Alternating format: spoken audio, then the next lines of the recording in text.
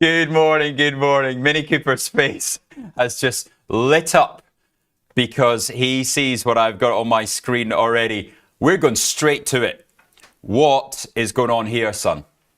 What is going on? Why have you brought it up literally 10 seconds before we go on camera? I'm not very happy with my colleague saying that. Zoom in on that, please. I can't do it from this side. You zoom in on that little baby. What is going on there, my friend?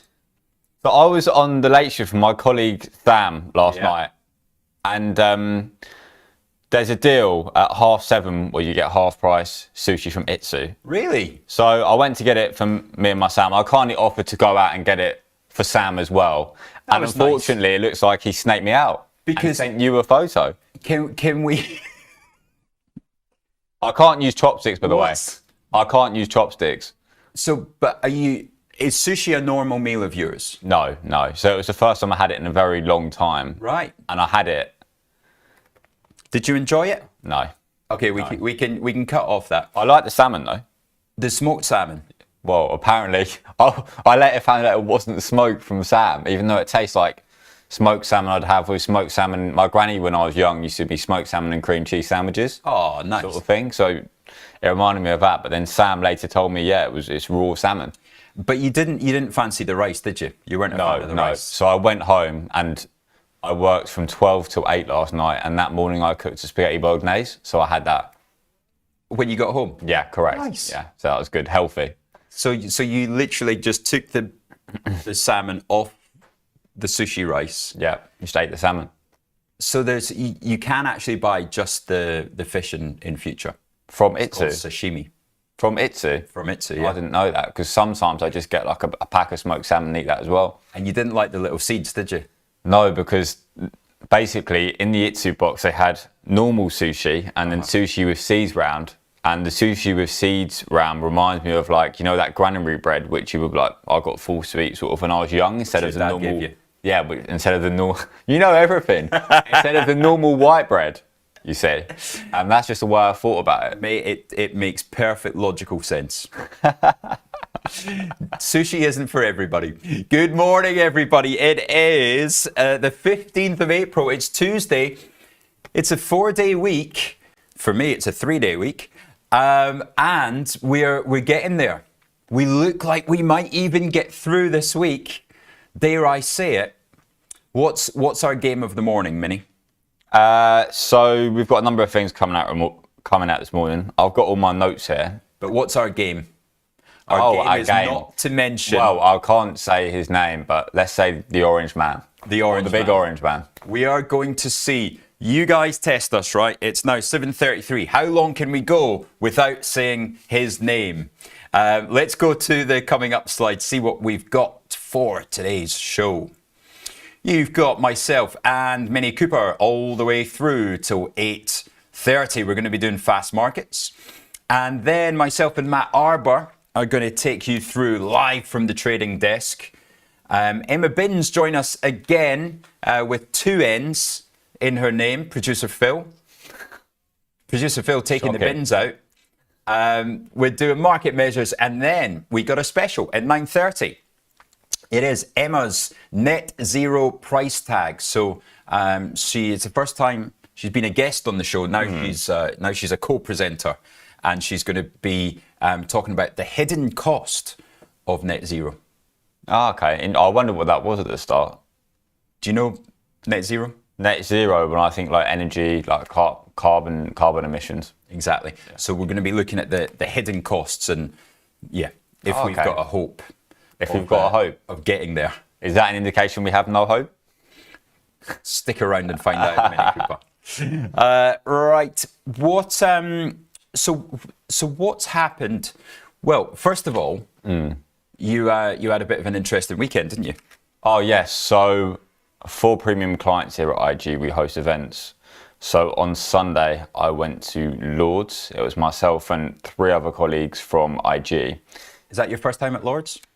No. So I've watched matches there, and then we had the Lord's Christmas dinner there as well. Yeah. But there was around 100 clients and guests overall, and basically Freddie Flintoff came in to give a talk just about his life. Legend he is. Yes. Yeah, very nice guy. Very nice guy. Yeah.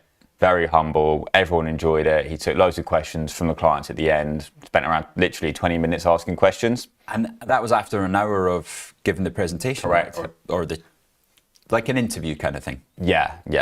And then he signed like merchandise, which everyone had, because everyone got given like a little mini cricket bat as part of their experience as such. Photos, everything. So Bring it into the office for us. sorry, Did you bring the cricket bat in for us to play with? I am not a client, so I didn't get a little cricket bat, unfortunately. You didn't get a little cricket bat? No. Right, Amanda in the events team.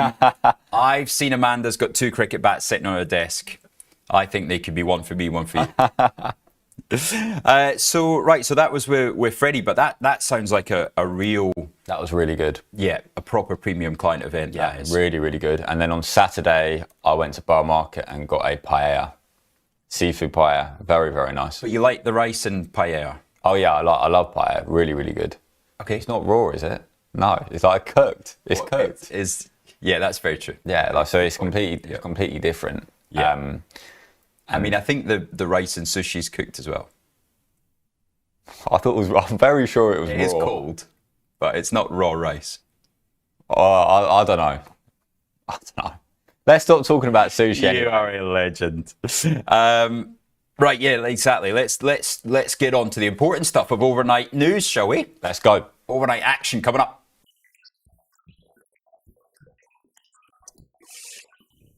I'm just waiting. Good morning to my sister and mum. I know I'm going to get the text. Oh, you were bullying him this morning on air. Who was it you said was thinking about buying a Mini Cooper or should have got a Mini Cooper? That was my mother. Your My mum. mother has just bought a new car at the age of... Do you want to say? No. Don't say then. No. Have manners. Exactly.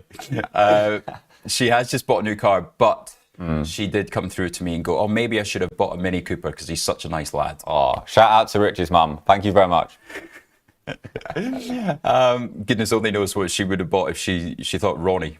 Volvo, I guess. So, yeah, what have we seen since we were last on air then?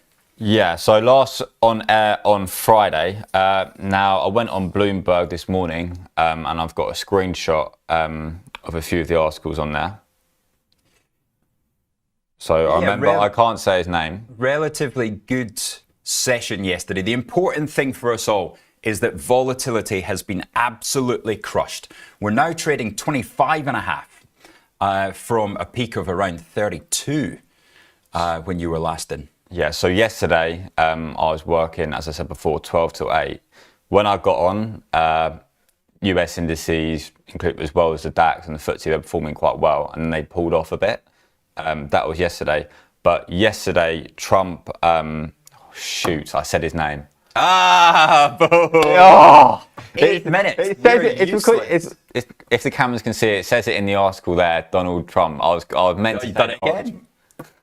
I was meant to say the orange man. We need a... So article which was out last night on Bloomberg.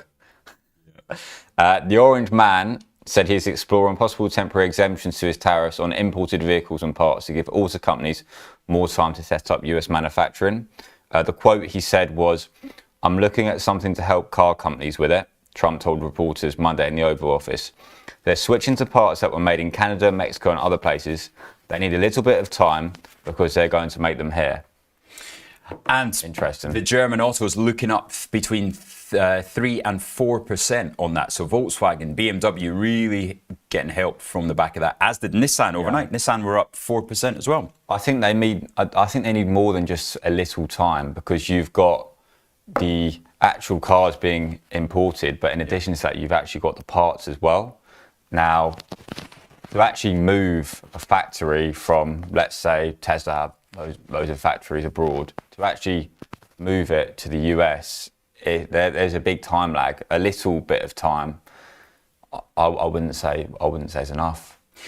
It just gives you a chance to move your supply chains around. Exactly. But it also gives Trump a little bit of time and a little bit of pressure off the bond market, because bonds had a nice rally yesterday. So we'll have a look at a graph of the the 10-year, which is of course the one that we're all watching.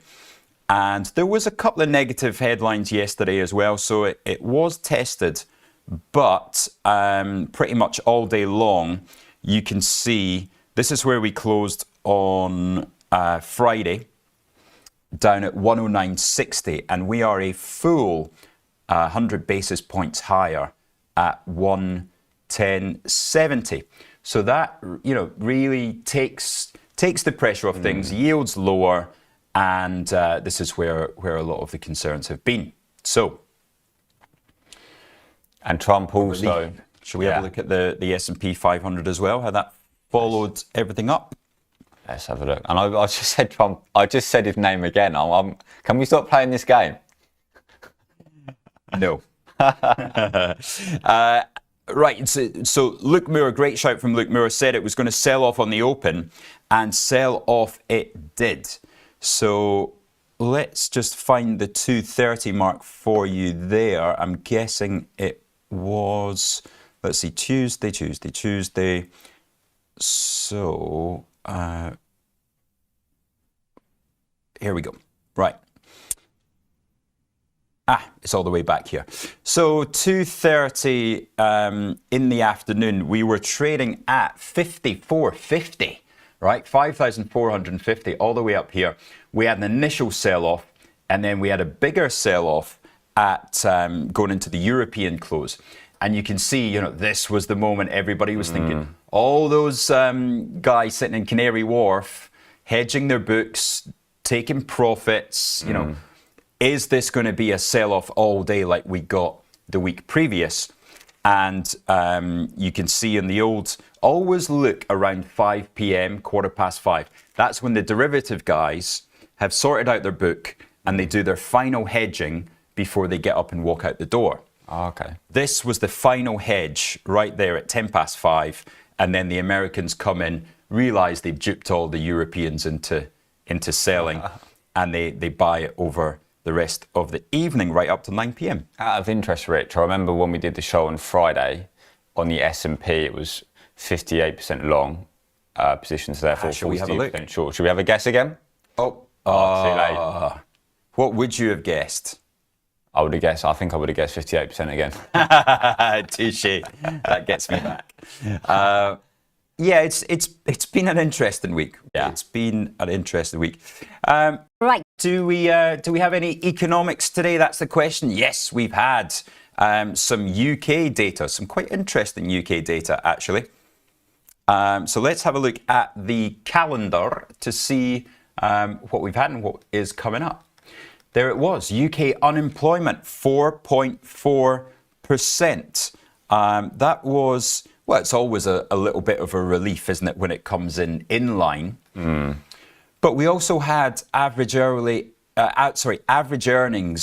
increased 5.6%. It could potentially have been higher. It could have been 5.7. And if we take Mini Cooper's bonus out of it, then it was 5.9%. That is actually an official number there. If we can just quickly flip to the screen. 5.9% of average hourly earnings. And there it is. You can also see the payrolls change down 78,000 and claimant count as well. So UK data, half decent. And then back to the employment calendar for the rest of the day. We got Canadian inflation, we got US export and import prices. That's very much of a tier 3 kind of day, right? That was just producer Phil filling up the slide with those as much as possible. So I was going to say, I think, you know, recently with Trump just posting whatever he wants on Twitter or making these random I thought we were going to stop playing that. Making these random announcements. Yeah. Then that is having much more of an impact on the market than macro announcements, because the main thing before would be NFPs, it would be CPI. They would be things which would move the market the most. But now, with Trump just coming out basically whenever, and saying whatever, random, that is what's actually going to move the market now. So it's completely, the market dynamics are completely changed from when he was in, which was November the 5th. It's just all changed since then. I saw a great meme yesterday about the White House Wheel of Fortune, and he's just got a big big wheel, and he just spins it to see, right, 20% on China, tariff relief on semis, you know. But yeah, very good one yesterday. Right, before we go into the numbers that Mini Cooper's done a lot of work going through, let's have a look at your upgrades, downgrades this morning. There's a couple of interesting ones, and it is primarily Next up to a £140 target. That's 14,000 of your pennies. A £14 target at Goldman Sachs raised to buy. All right, that is an interesting one there. Puma raised to buy at Berenberg. Big shout, big shout. Puma's been absolutely murdered. And then good old Atlas Copco, the mining equipment and engineering firm, cut to neutral, and Nestle cut to neutral. Keep seeing Nestle cut. That's about the third cut we've seen in a couple of weeks. Third cut in a couple of weeks. Yeah. Right now, young Padawan, what numbers have you been researching for us? What have we got to look at? Young Padawan. Cool. Let's start with what's coming out today. So we have got Bank of America and Citigroup. So Bank of America, I checked on Bloomy this morning, indication that the results will come out at 11:45 this morning, that is. Yep. Markets expect the Bank of America to deliver a year-over-year decline in earnings on higher revenues when they report later today. They're expected to post quarterly earnings of 81 cents per share, representing year-over-year change of minus 2.4%. Revenue, however, is expected to be $26.74 billion US dollars, up 3.6% from the year-ago quarter. It's quite low growth, isn't it? And then Citigroup on Bloomberg, the indication is that they'll report at 1 p.m. this afternoon, so an hour and a half before US Open.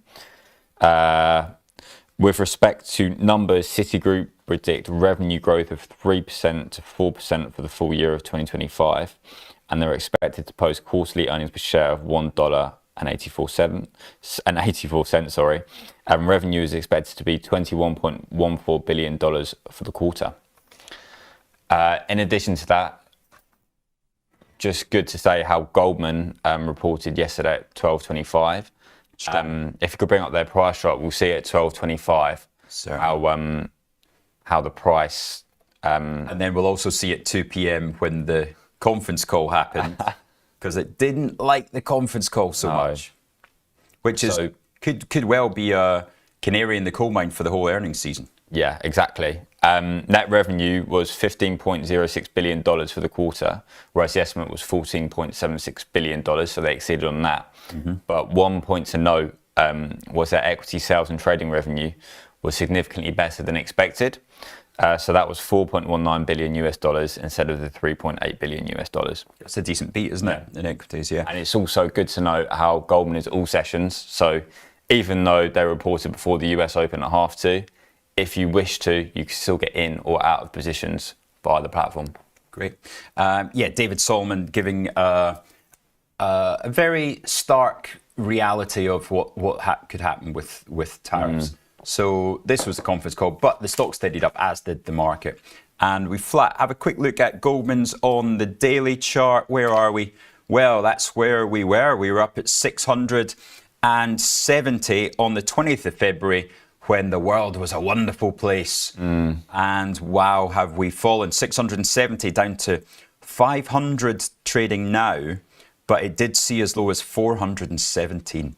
Woof. It's like we said on Friday, along with the other banks, they would lose out due to the fact that there's going to be less M&A. Because I said before how Klarna, as an example, delayed that IPO, given this economic environment and the tariffs which the Orange Man is implementing. Well done. A lot of firms aren't going to want to go public at the moment, because it's like a valuation. Let's say as an example, I don't have an example at the top of my head, but if a company IPO'd in the US, let's say 3 months ago, it's likely that their share price would have gone significantly down, reducing the valuation of the company. Is there any? I don't know off the top of my head. CoreWeave was recent. CoreWeave, what a time to it's just not a great time. CoreWeave, there we go, 43. So this one came right in the eye of the storm, didn't it? Let's have a look at the hourly there. Is that where? And how recent was this IPO? Sorry, This was on the 28th of March. 28th of March. So, Fairly recent. you know, at least they got it away. That's one good thing. But you could see, you know, it had popped up as high as 60. So this, I believe, is one of. It's got something to do with Nvidia now. Is it? Okay. Is it a client or a supplier? Supplier must be. I'm not sure. Well, I'll get that during fast markets. I'll firm that up. But if you consider that, you know, hopes had built after the initial move, and we saw this above 50, quite interesting to see it at 43 now. But yeah, the important things are where the futures are sitting this morning. So after all that, where are we sitting on US indices? Well, the S&P 500 trading 5,405. So we had a nice little win on selling that strangle yesterday. Remember, we sold the 5,300 and the 5,475 puts and calls. Took in some premium there. So had a nice little play of the day. Don't think I'm going to have a go at it today because that's a decent Monday and Tuesday. So I think I'll sit back today and let the market do its thing. Although, as you can see, volatility continues to come off. There it is, 25.5, down another further percent. We got FTSE strong like bull, 8,150. So that's at FTSE remains at the highs where it touched yesterday, whereas the S&P 500 is almost 1% lower than where it peaked yesterday. So that is an interesting thing to watch there. We've talked about the 10-year already. We've talked about vol oil, 61.50. Yeah, it's all right. Yeah, it just seems this morning there's significantly less volatility than what there has been the past few weeks. Yeah. It'll be interesting to see if it does carry on for the rest of the week, well, up until Thursday as such, as Friday's a bank holiday. Absolutely. He does not want to rile markets before a long weekend. No. Right, where we got Bitcoin, 85,400. Must say it's been relatively steady. It's Yeah. only traded in a 10% range. Yeah, Bitcoin's has been pretty steady recently, because I remember when Trump did actually get in literally the night before, so it'd have been November the 4th, Bitcoin was around 66,000 USD. Yeah. But ever since he got in, it got up to around, I want to say 104, 105. And now it's back down to just over $85,000, as you can see there. Yeah. So yeah, for those FX traders of you, we got cable at 132, and we've got euro dollar is now 113.40, right at the bottom of the page there. 113.43 on euro dollar. The yen giving back a little bit of its gains, 143.30. That's one to watch there. But yeah, steady as she goes. So we are going to take a quick 2-minute break. I shall leave you with, does this apply to the UK, do you think, Minnie? Well, The inherent vice of capitalism is the unequal sharing of blessings. unequal sharing of blessings. That's capitalism. The inherent virtue of socialism is the equal sharing of miseries. We'll leave you that one. We'll see you in 2.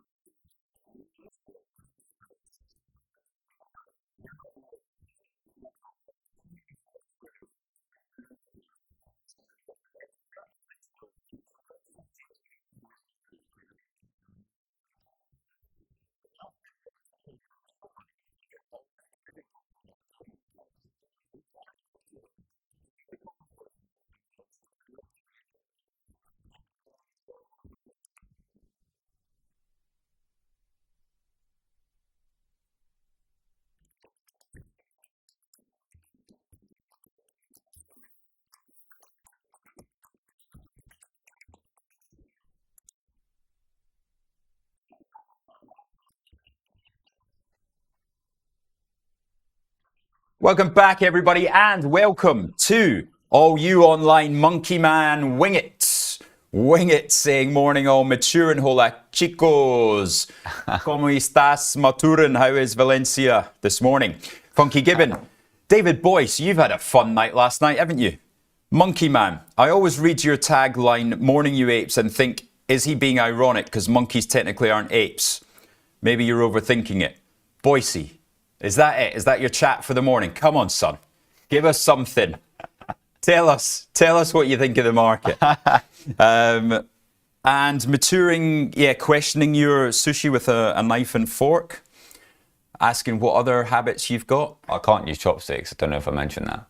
Yeah, but just nobody's taught you, that's all. It's Pete Ward's job to take you under his big fat wing and help you out by teaching you things like that. Teach me how to use chopsticks? Yeah. This is you're out with clients in Nobu. You don't want to be eating with a fork and knife. Having said that, I was once on a date in Nobu, Berkeley. And she brought her two friends along as well. What, to the date? To the date. It was a first date. It was an expensive one. Anyway, we ordered sake. Do you know what sake is? Some sort of sushi? Japanese wine. Okay. Oh, right. I was very wrong. Okay. But you can shot it. So the waitress poured us 4 sakes and we cheers and shot it. Yeah. So anyway, 5 minutes later, let's have another drink. Let's have another drink. Yeah. I'm trying to calm my nerves, So I pour, without even looking, I pour 4 shots, lift them and cheers and down it, and it's soy sauce. Oh my God. The thing of sake and the thing of soy sauce looked identical, and I'd taken the wrong one and poured it in. Did the waiter or waitress not tell you what was what? No, because that was me being the okay. the alpha male of the table and pouring our own drinks. Yeah. Well, it was lucky that didn't happen to one of the ladies and you told them the wrong way round. Yeah. Well, you'd have been in big trouble. Luckily, the girl I was on a date with, Alexandra Bailey, good morning to you, over still good friends. She's now married with 2 children over in New Zealand. Her 2 friends noticed, she didn't, and the 2 friends just looked at me and kind of said, we'll keep that a secret between us. No.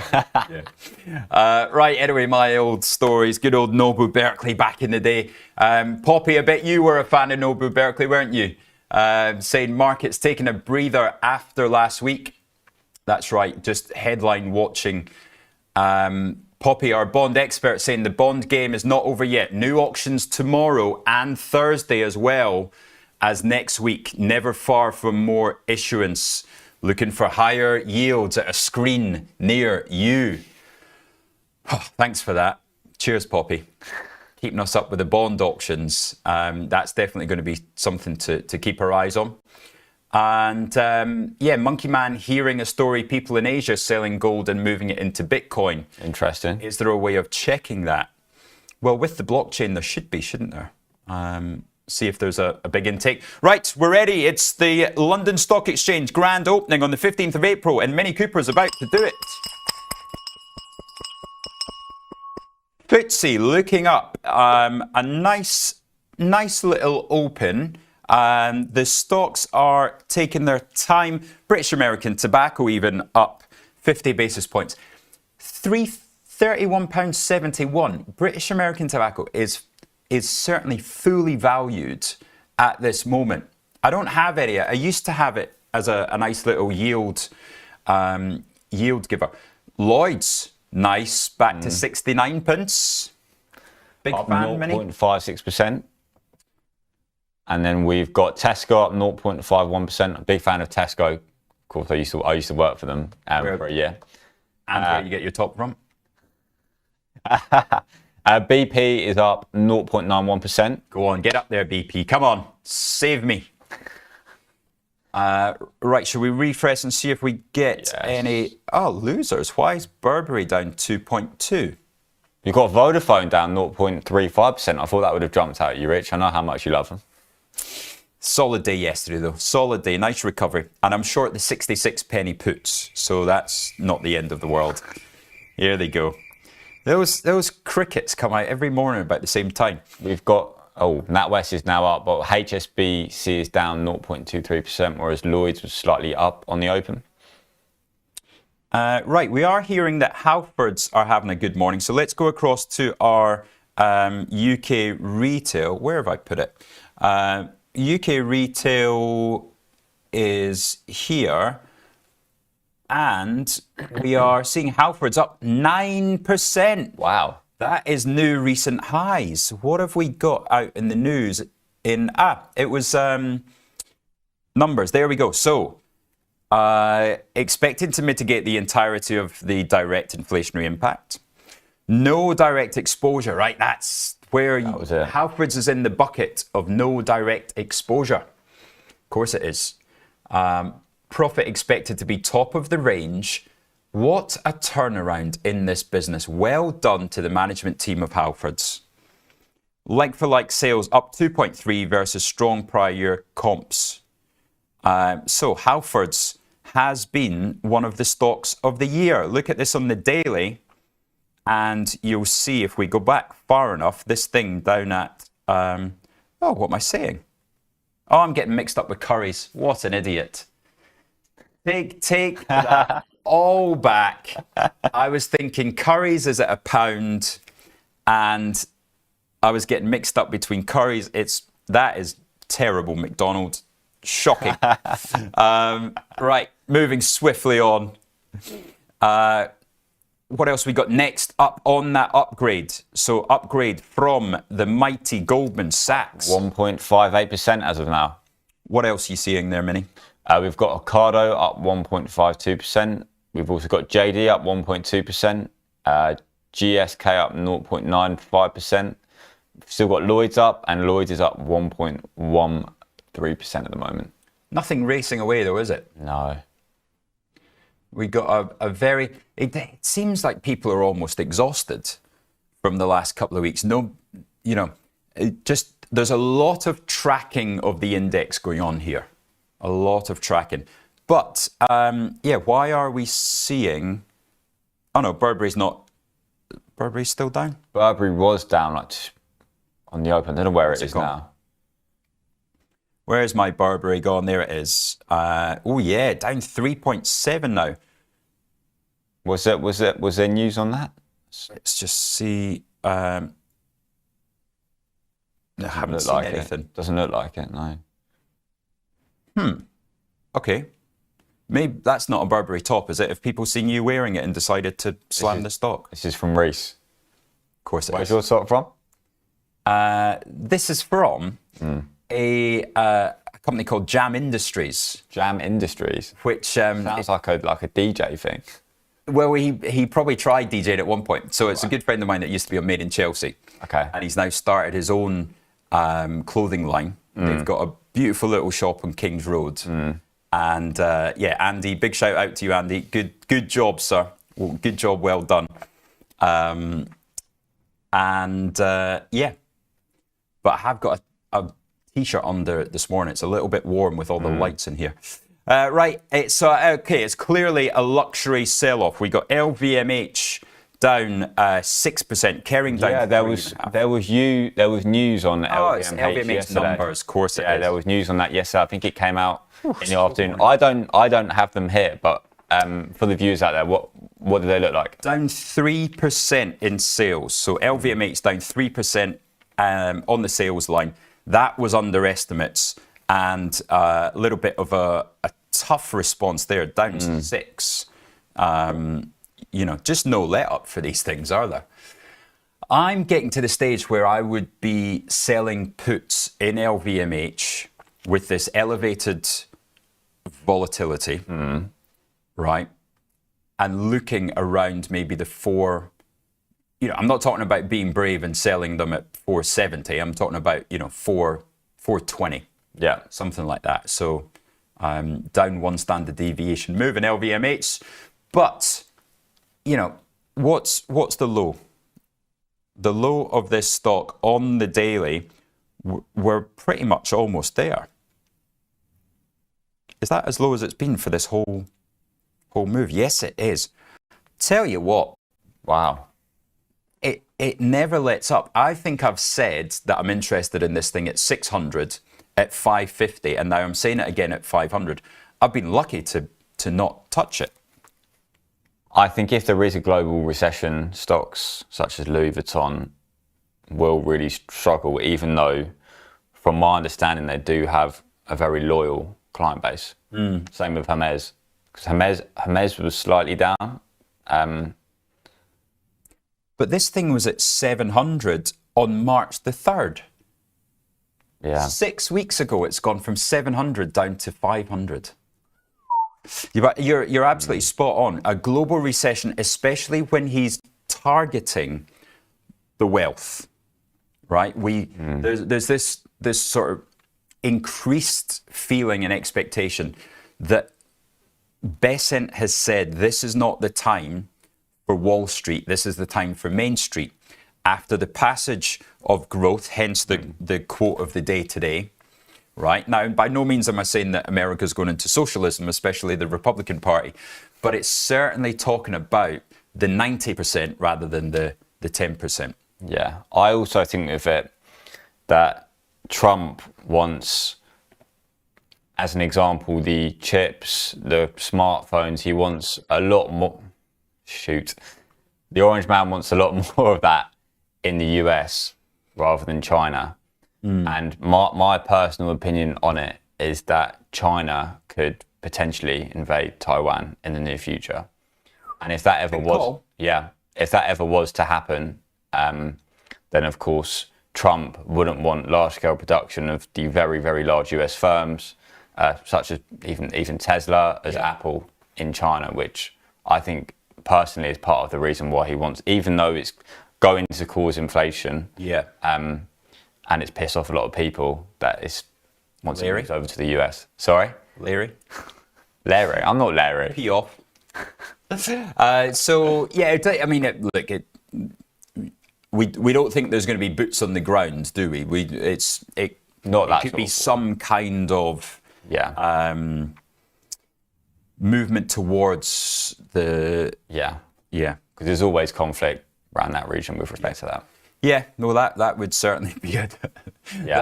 That would really sink set 2025 off. But yeah, definitely not in the near future. There's nothing on the off. Right, I don't really know how I feel about this market now. What do you guys at home think? Let's hear from the people. Carlo, Rich, you once talked about the series Industry. He watched the last episode yesterday, and isn't it just bloody brilliant? The Industry, which one? Yeah, which series? Was that the third series, Carlo, that you watched? Because if you're like Mini Cooper's age, right? How old are you, 24? 25. 25? 25. Right in the mixer, right? I mean, Industry, the next series could be on this guy's life, right? Imagine sitting down at BBC with your girlfriend, arm, and watching this man trying to eat sushi with fork and knife. Would you be on there as well? In the middle of a trading floor. Yeah, with me down in sake bombs of soy sauce. No, Industry is really, really, really good. Love Strong, it. Isn't it? Oh yeah, really funny. Yeah. Have you seen Layer Cake? Layer Cake? Yeah. I haven't. So it's with Daniel Craig before he was James Bond. Yeah. And the stunning blonde actress, British actress, married to Jude Law. She was for a while. Come back to you soon. Come on. Come on, studio. Sienna Miller.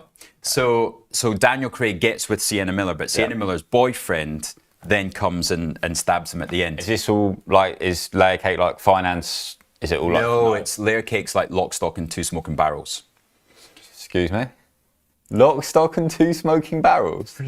Mate, you're 25, you're not 15. Have you not seen Lock, Stock and Two Smoking Barrels? I've not heard of it, let alone seen. Mate, these are classic British films. Forget your American If I had a trash. pen, I'd write this down. We are in a world of tariffs, my friend. You've got to buy British, right? The Financial Times this morning talking about buying British.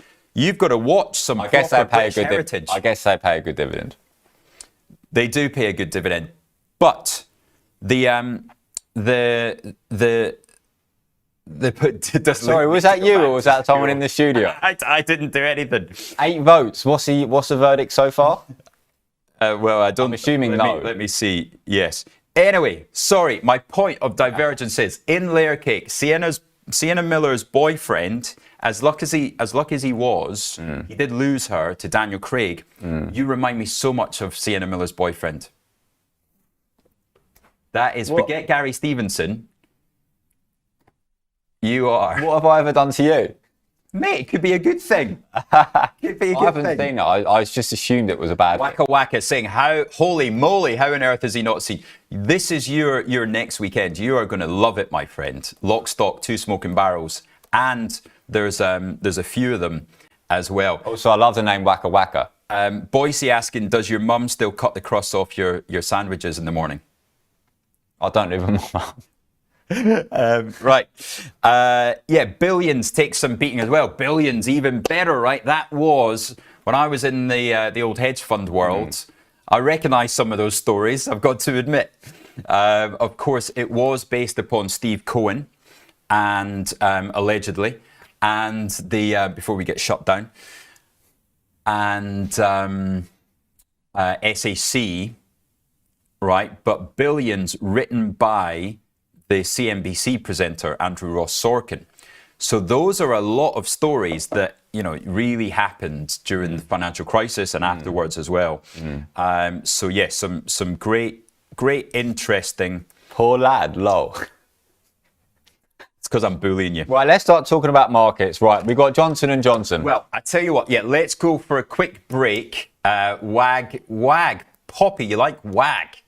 My goodness, come on.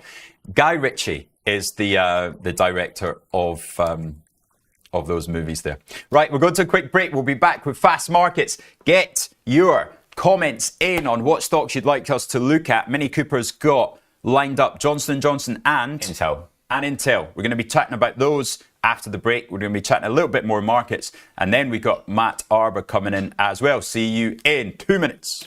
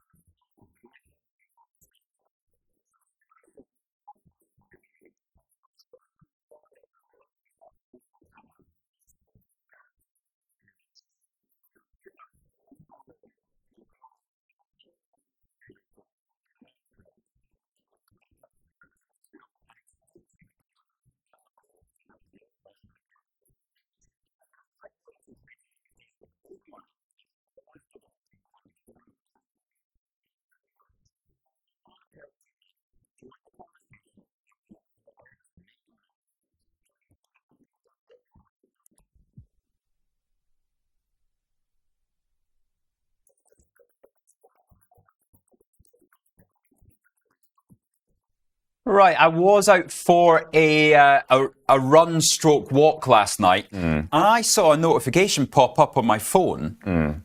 Free guaranteed stop losses. Correct. So we are offering this up until the 30th of April. Right. And what it was is prior, if you use a guarantee stop and it's actually hit, then you are charged. Now, you can see the charge in the deal ticket at the bottom before you place a trade.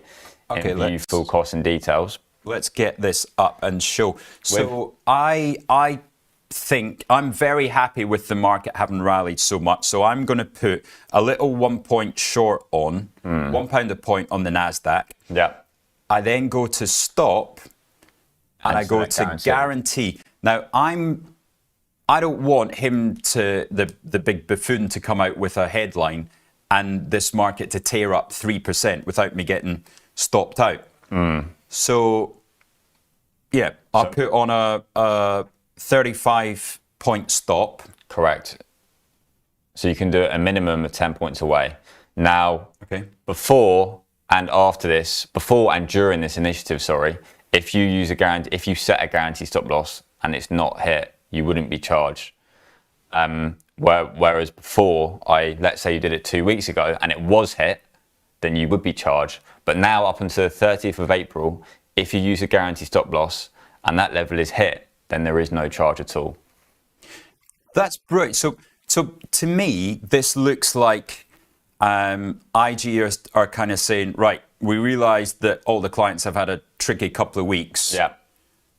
We're offering you an increased opportunity of risk management. Correct, because the guarantee stop doesn't actually exist in the market. It's just something which we offer to clients. Now, we wouldn't offer it on all markets. As an example, if you've got a pharma stock with really high IVs or really high implied volatility, then we wouldn't offer it on that, of course. But let's say if you're trading one of the indices which aren't as volatile compared to a single equity fund or a mining stock or something like that. Anything with gap risk overnight. Exactly. Anything with gap risk overnight, get a guaranteed stop loss on. Take advantage of what they're offering you here. You'd be able to do that on literally all the indices. Because you're not going to see like a 30% move in the FTSE overnight, whereas you put in a single equity. If you think that China's going to invade Taiwan, mate, there's going to be. I think that. I'm joking. I'm joking. I'm just using that. But yeah, definitely. There is no reason not to use it. Yeah, exactly. Right, and this is good because it teaches you better risk management. It teaches you, that on how to use a guaranteed stop. And a normal stop loss isn't a guaranteed one. So a normal stop loss is subject to slippage. Where slippage is basically the difference between where you set your stop and where it was actually executed, because we can't always necessarily fill you at your price if it never traded there. This is commonly seen in like NFPs and CPI, but maybe more so now with Trump's announcements. I said it again, the orange man's random announcements. Now, take us, Monkey Man saying, well, he's going to force you to talk about DJT Media as a stock in fast markets. Let's have a quick look at Intel. Yeah, Intel. It's a bit of news on Intel yesterday.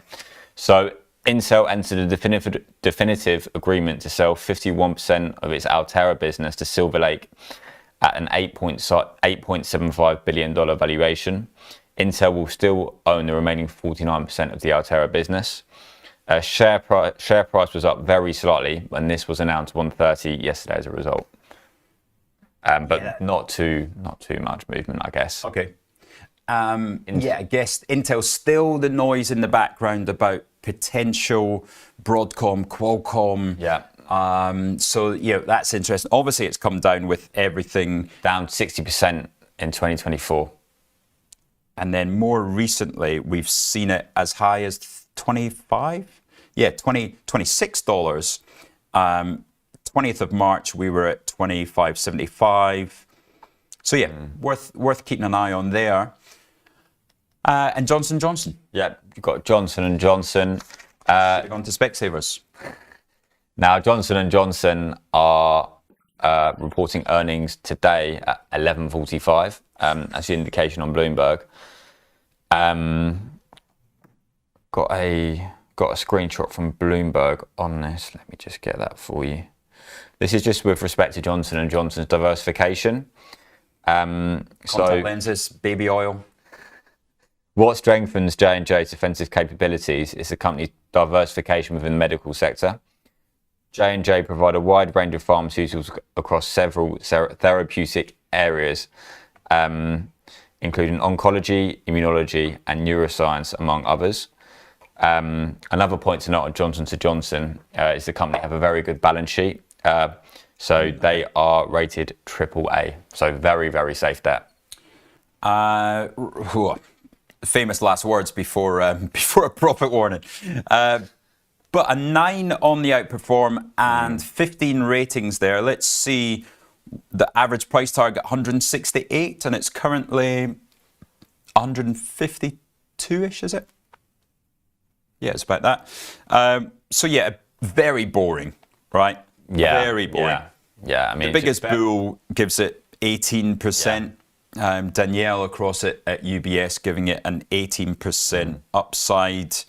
But look, this thing, maybe it's somewhere to hide in these recent times. Yeah. I'm not going to stop wearing contact lenses because there's a big orange man throwing around threats.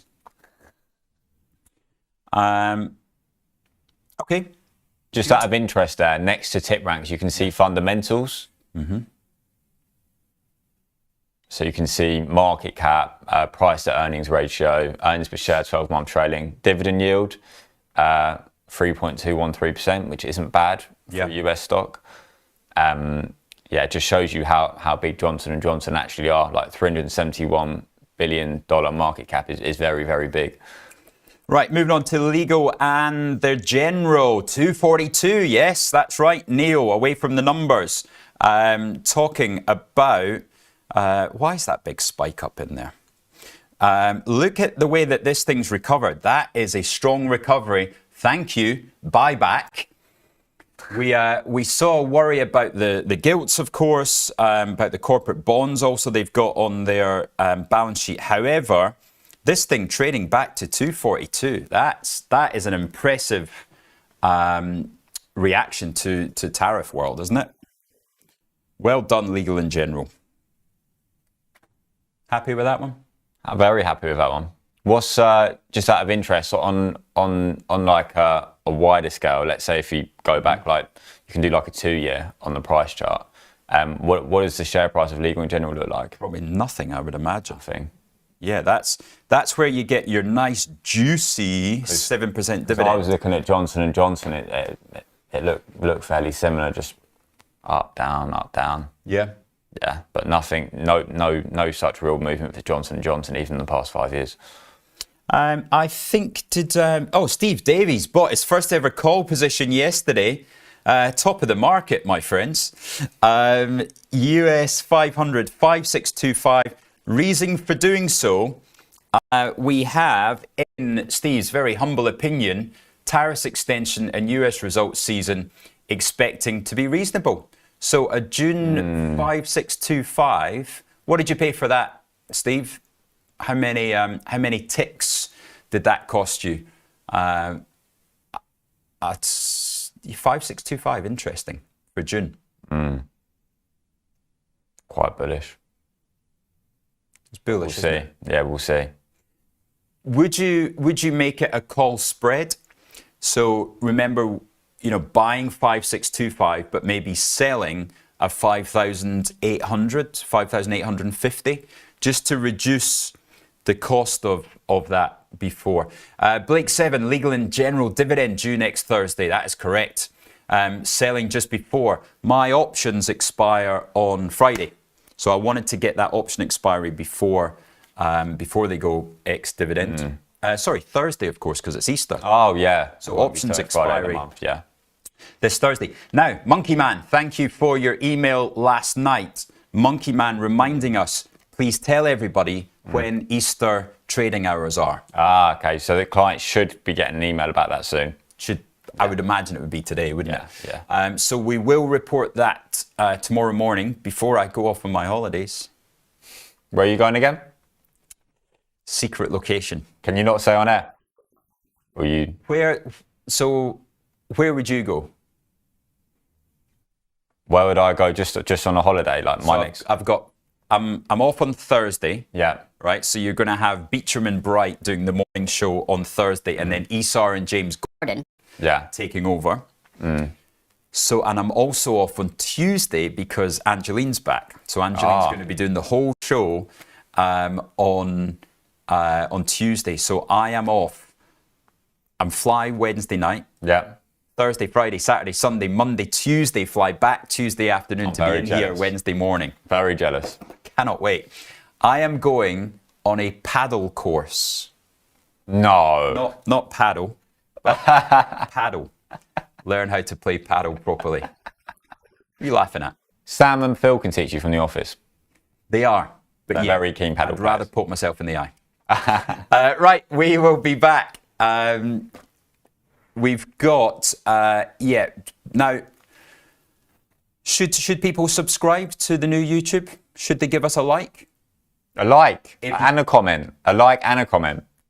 If you have loved Mini Cooper's stories this morning, Or loved abusing me. or loved giving him abuse in the chat, then give us a subscribe to this new @TradeLive IG. Give us a like, give us a thumbs up, give Mini Cooper a big shout out, and we'll be back in about 4 minutes with Matt Arbour to tell us what on earth's going on in this market. Legend.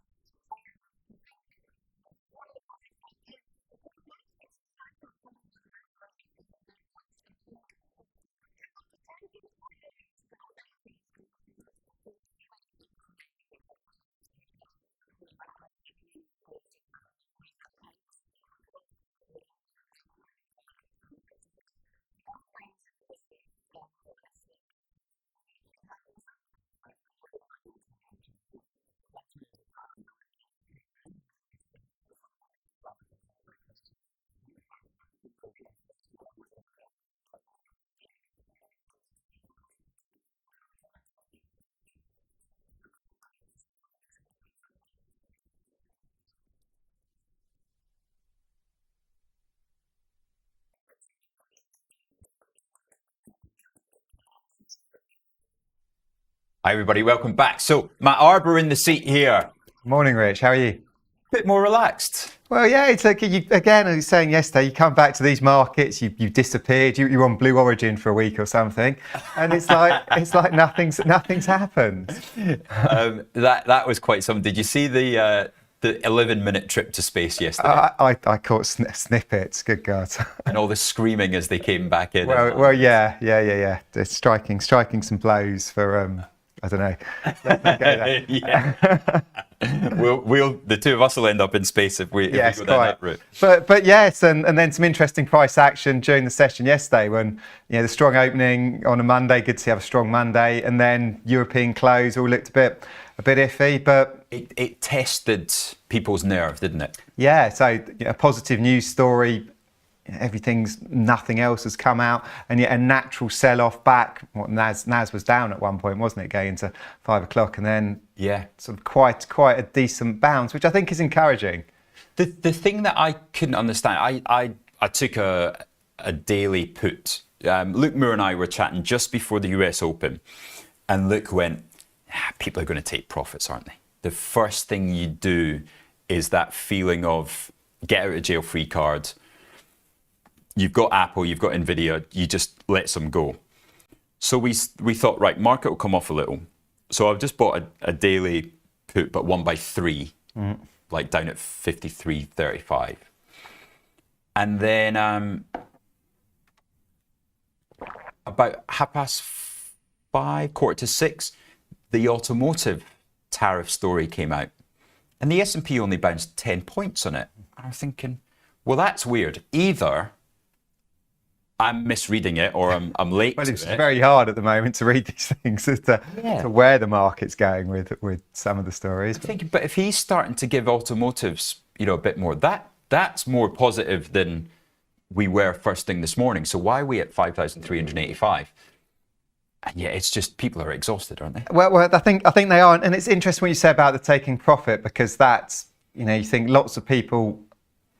Were they new into the market? Was it an average down? It's where do you forget about last week and say that was the wrong move? Here we are, we're rebuilding from a base, or was it as I'm adding to my structural position? These stocks were good stocks before, they're good stocks now. Am I just looking to take? Yeah, you make 10% whatever you've made, 15% on that bounce in the week, but was that just clawing back from averages from higher levels? I'm not sure there was that much new money into the market over last week, given there doesn't seem to be that sort of profit taking on bounces, and we're not seeing that kind of action. Yeah, it's been sorry, I'm just hearing about a move in John Wood that we were talking about. Yeah, John Wood down 11%. I think I've kind of missed something there this morning. Well, there was a takeover story yesterday, wasn't there? That one's assuming that's falling apart, are we? There's a chart for you. Wow. That's the daily chart dropping from £2. I mean, I've never seen this stair steps. Yeah. What technical pattern is that, Matt? I think stair steps is multiple cliff edges. It's like on those cartoons, you fall down once and then again, bang, bang, bang. But from your years of experience, right? Let's forget, about actual John Wood. When you see something like that, there's the guaranteed stop getting hit in the I put a £1 short just to test this new guaranteed stop thing. So that's the worst like £35 I've ever spent. Nothing for free. I'll go to Michael and try and get that back off him.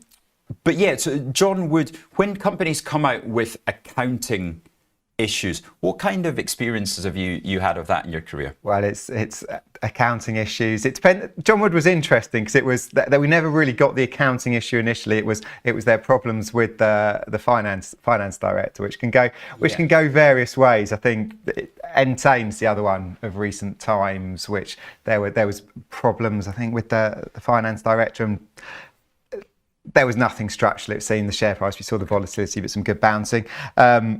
We go back many years. We go to Enron with the the greatest financial. And you were trading in engineering. those days? Yeah, I was trading in those days. What year was that? God, Enron, was that? I try to think in relation to a September the 11th. This was before, wasn't it? Yeah. So it was. It was post. No, I think it's something. I'd like to say Enron was post the tech exuberance, so early 2000s. I'm sure someone can give us the exact dates. Yeah, I'm sure these dates become very difficult. But yeah, which was the speed of the unravelling, I suppose, on Enron was different. John Wood, that's been a sort of a slow accident. Might still get saved, although those people are still clinging on, looking for that daily play on Wood Group, because it does bounce on all these takeover stories. There is some high stakes action still to be had there. But Enron unravelled really quite quickly once the strings. Is that right? Like power stations or energy trading? Energy. Well, Enron was energy trading and rigging markets in energy trading, basically. Right. A great film. One of those.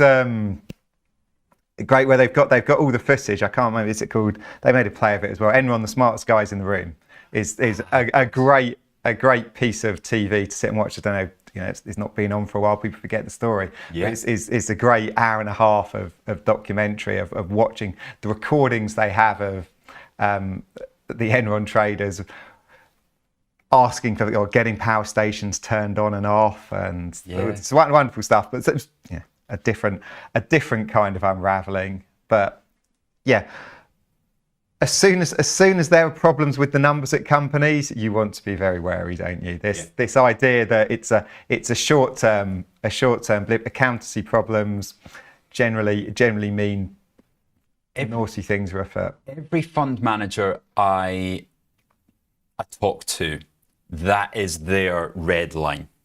As soon as there's questions around accounts, the very first opportunity they can, they're out. And they question it later, and maybe they might buy back in, after a week, 2 weeks. But the very first, and so you don't normally see the first opening being the low in that respect. Generally, yeah.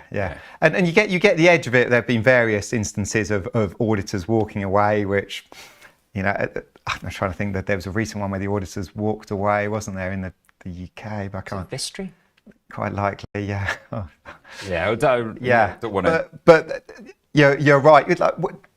John Wood's an interesting one because it's twofold, because you can see where the structural story's unfolded there. Oil services out in the North Sea were a brilliant company 10 years ago. North Sea was booming, and I'm trying to think. I'd like to say the share price was about £6, but that might be wrong. Maybe I'm well over the top there. But this was a strong company with good revenues, and the writing was on the wall. Where do you diversify? You can go out and service offshore wind. You've still got the helicopters, you've got the boats, etc. But it's a different sort of contract. So it's one of these. Are people, if you're in the company and you see your revenues disappear, do you start chasing things? I suppose that, in talking of accountancy like that, my favourite example of watching your returns disappear, and this, other people may have even traded with them in the past.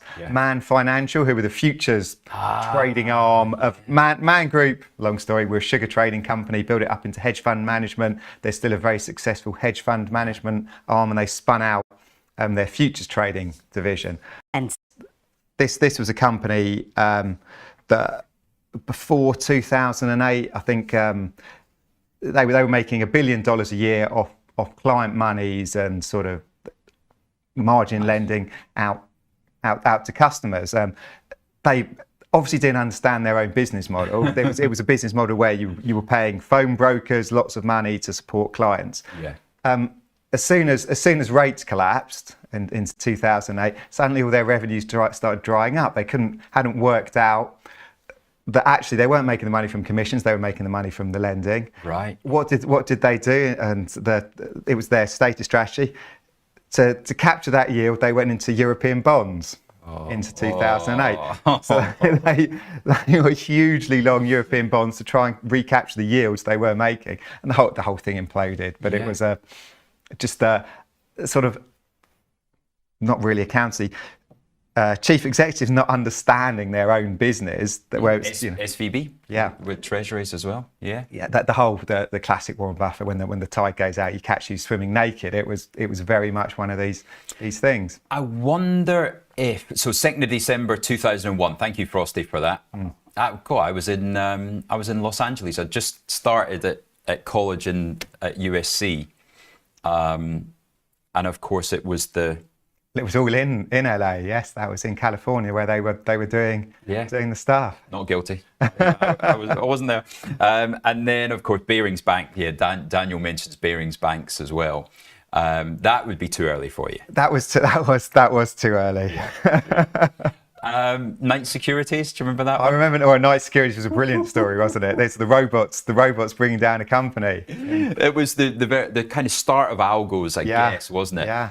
And was it just a fat finger in the end? I think it was a piece of code kind of changed. So all the automated systems and messed up sizes and it went from a very successful sort of at the nub of HFT trading to boom in about a week. They were that's tricky time, that one. But I wonder, in this kind of instance, right, it happens again and again and again. Madoff, negative oil, right, on the guys in East London that did very well from it.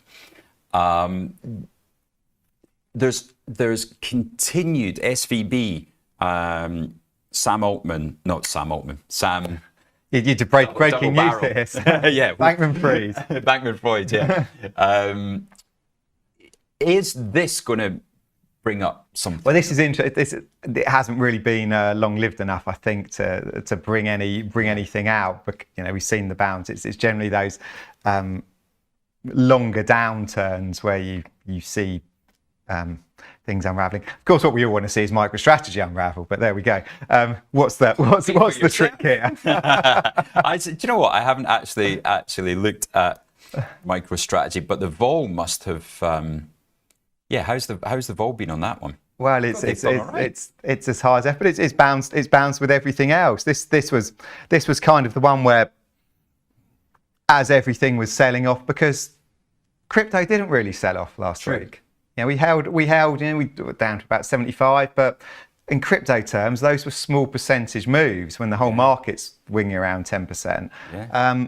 And MicroStrategy, you kind of thought, okay, into a sell-off, is this where it unravels? With the buying convertibles, of course, I think that the number where your convertibles go out the money is a much lower number than where we are. And again, people will know it's a known kind of number in the hundreds. Well, I think the converts are there's some around that 220, 230 level. So, the buyers have clearly stepped in there.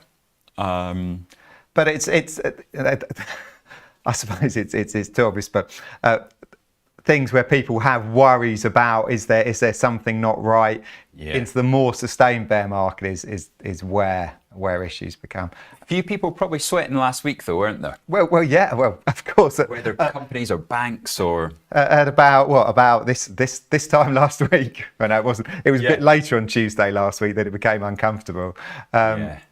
Oof. That's right. That was the seems 100 years ago now. Yeah, all rolls into one. So that'll be interesting. The guidance for as companies come out with numbers, right? We've obviously Goldman's done well. Solomon did not particularly bullish on the call, understandably. We also had another company yesterday. Can't remember. It was a Scandi company coming out and again saying, look, this is certainly providing headwinds for us in a business sense. What are you expecting from earnings season? Well, I suppose it's interesting. Is the last quarter? Is it really affected? I suppose consumer sentiment was a bit down. Netflix is going to be interesting. So if you remember last quarter, they blew it out the park. That was it was a 10% up move and retention and new subscriber numbers like no one could quite believe. And on the move to the sort of semi-paid for model, obviously proving successful for them. Yeah. it'll be interesting. Does the market punish them if they don't repeat those kind of numbers, or are we just looking for stability here? It's that TV sort of paid for TV market has come back, sort of the existential threat to Netflix of Disney kind of seen off, that people were dip in and out of the Disney. It's TV very average. Apple TV very average.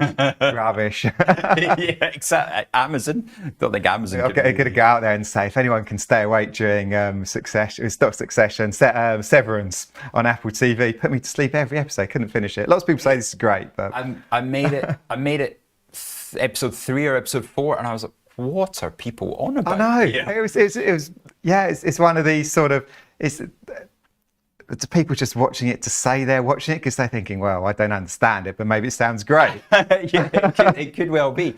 And then, I think maybe if I had a broken leg or something and I was stuck on my sofa, I'd still rather read a book.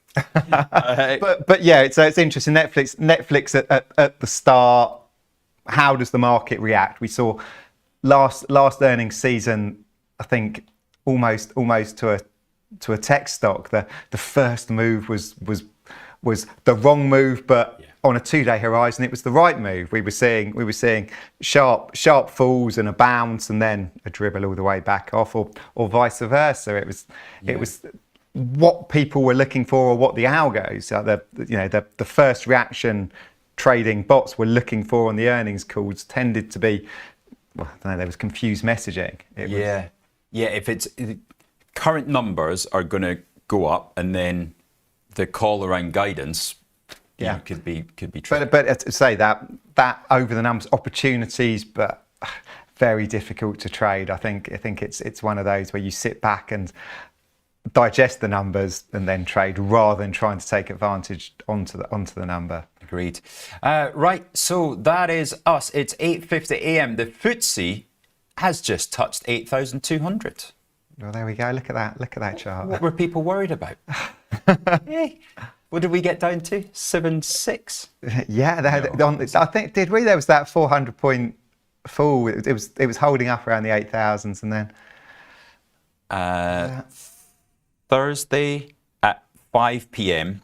As we say, it's always that 5 p.m. just as people want to leave the trading floor and go out to the sunshine. They put that final hedge on. That's just it might be the worst night ever.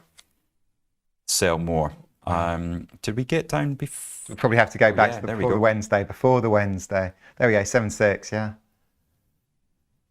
It's 8 a.m. on that Monday morning, that dreaded Monday morning, 7,533. So we're 10%, 9% higher. Yeah. And it's also obvious, isn't it? The FTSE was never affected by tariffs at 10%. Although actually with the pharmaceuticals, this is the next bugbear for Trump, isn't it? And Astra and the beleaguered GSK. Never good news on GSK. I did wonder, but did GSK and Astra not just make drugs in America then? I read the numbers this morning, about 22% and 25% each. Glaxo with more than Zeneca. So there's quite a lot of drugs being made in America. Right. There. So it's not their Xanax the worst across there, don't they? Beyond Bond. Right. 8,200. Good. Okay, FTSE's fine. Matt, thank you as always. Who knows? By the time you're in, it'll be next Tuesday with Angeline's back. Yeah. Who knows where we could be? Quite. We'll have all had a lot of chocolate in the meantime. Thank you very much for joining us. Thank you. And the recollections, we've got some more old stories to go over in the future, I hope as well. But have a great Easter. We'll see you next week. Yes, you too.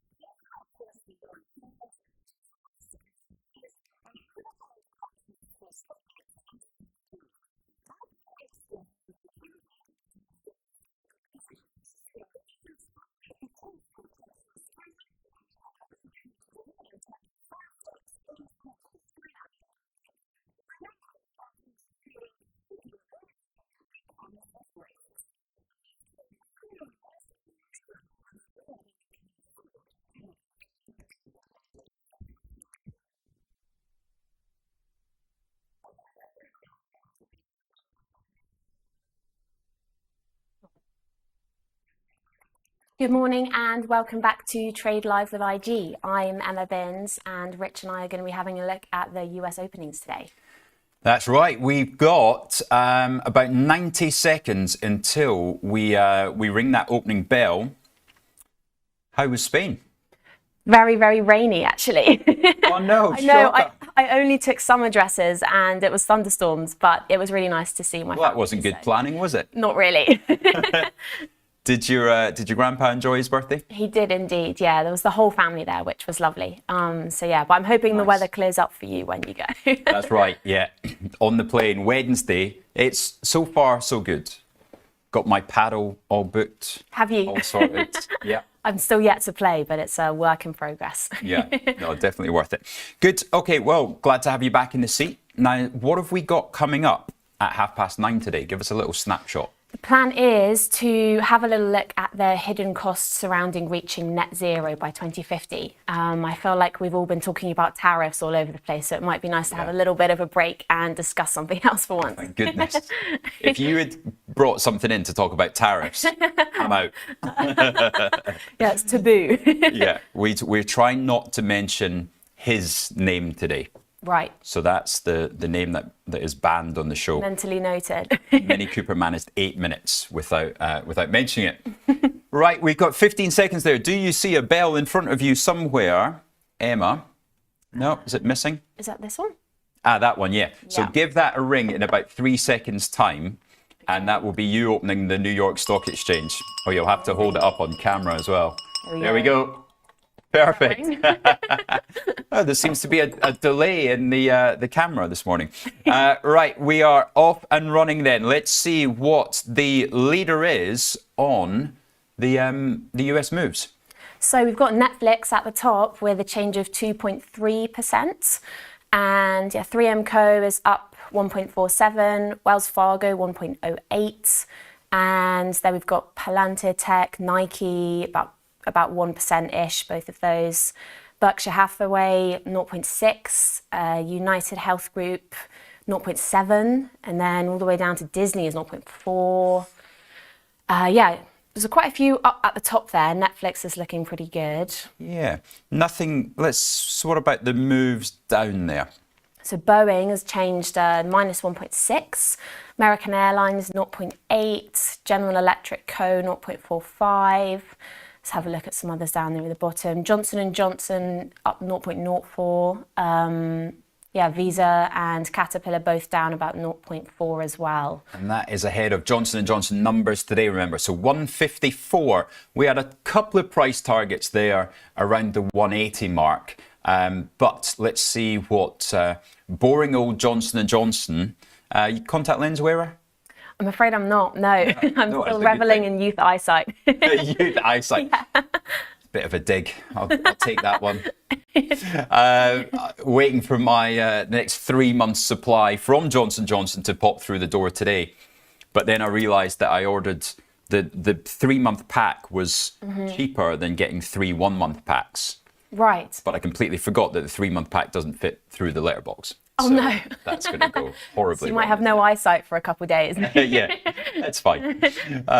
Right. So Netflix. Now, I guess, you being a student at university, dodging your TV license, what are your subscriptions like? What are your sort of viewing habits? I steal somebody else's Sky Go subscription, and Right. Netflix, I'm sort of jumping between my families and my neighbours. I'm yet to buy my own subscription. Does your neighbour know that, or is it just I think so. Yeah, so also, I'm in a family of 5, so we all tend to share one. And if somebody else is using the TV at the same time, you get a little notification popping up, say, somebody else is watching a show. So you've got to text the family chat saying, get off. All right. Oh, brilliant. Yeah. I need to watch this for study reasons. Yeah, exactly. Okay, good. So, Netflix, but no Disney? No, slightly past that age, I think. We were just talking about a company called Enron before, and it just hit me in the break there that this was before you were born. So Enron was this kind of big energy trading company, and it was probably the biggest blow up Right. of all time, but it was December 2001. I was going to say I haven't heard of it, so that makes sense. So Matt brought up there's a good program, The Smartest Guys in the Room, or something like that, the smartest men in the room. So yeah, it's well worth a watch because these things do tend to happen again and again. So did you watch the Katy Perry into space yesterday? I'm afraid I didn't. No. It's an interesting one. Have a watch. But yeah, we're not really seeing. Boeing is taking a bit of a hit. Now showing down 3.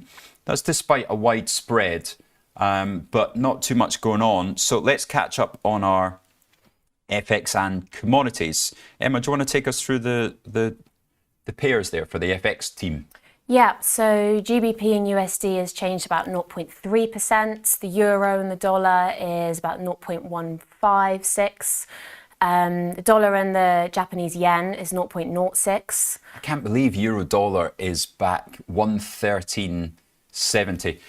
Did you?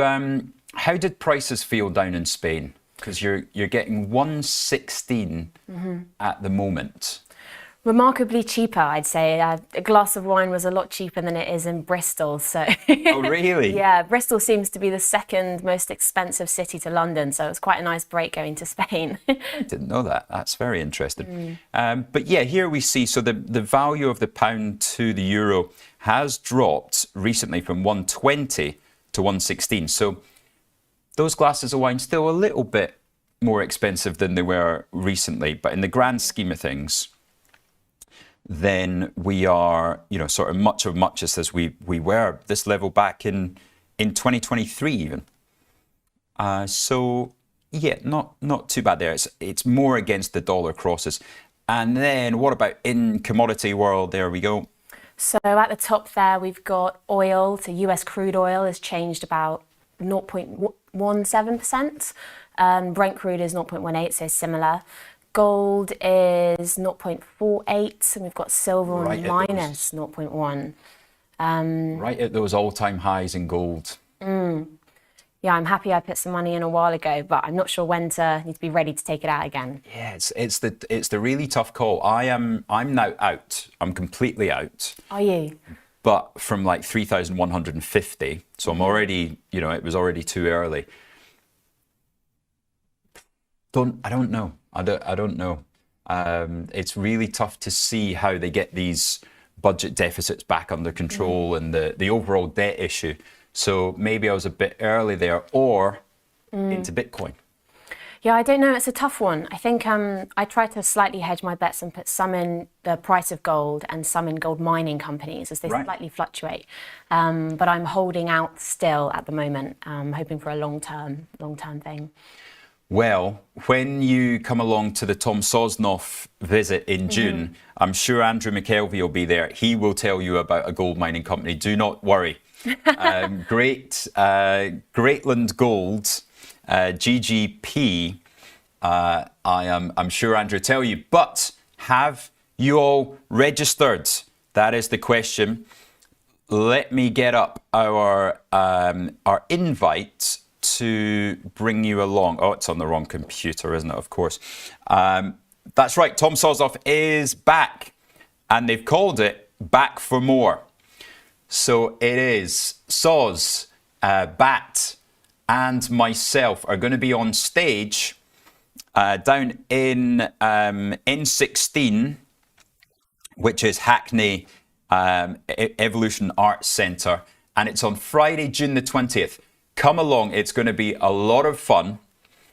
And here we go. Here's the tastiest pop-up event of the decade. After 14 years together, trading legends Tom Sosnoff and Tony Batista hit the road together for their first live triple witching, right? It is June expiry, and we are going to be trading live on stage. This is a big one. It's fun, challenging, silly, and very fast-paced. So silly could be described as last time as my trading mistakes, I think. Twice he told me to buy, and I sold by mistake. Oh no. I blame the system. So that's right. So we want you to register for this event. Registration is free. So Emma and her friends at Bristol will be happy all about that.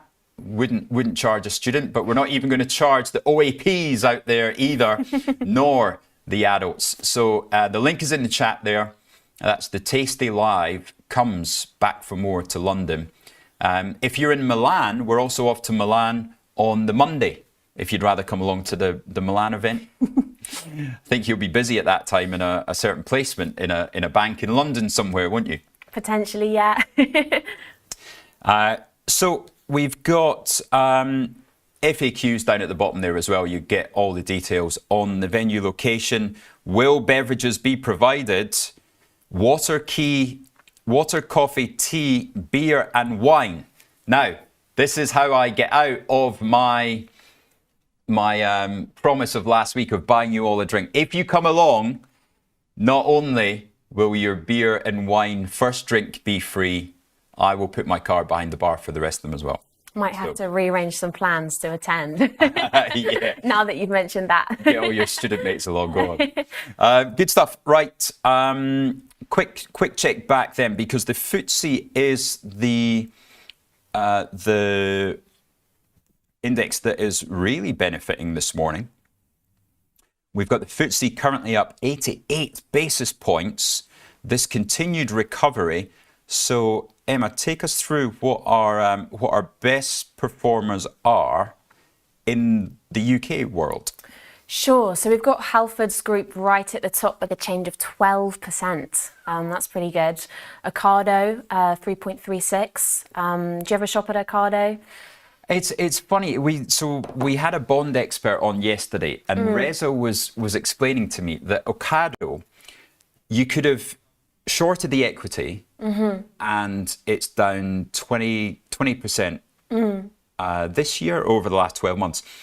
And you could have been long the bonds and you would have made 10%. Right, I see. Which I hadn't understood, that there was that sort of pair available.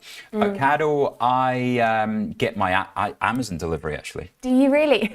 Brilliant, because I'm one of these awful people that orders bottles of water still. And they carry them up the stairs for me. Do they really? Yeah. That's hilarious. So doesn't tie into our net zero discussion later, really, does it? St James's Place up to, Bellway up to, BAE up to, Tesco's. That's right. Great bounce there from these stocks that are hopefully tariff proof. And the UK of Bellway, St James's Place, Barrett Redrow, Land Security is strong as well. And don't mention the fifth one down. Don't mention that it's doing well.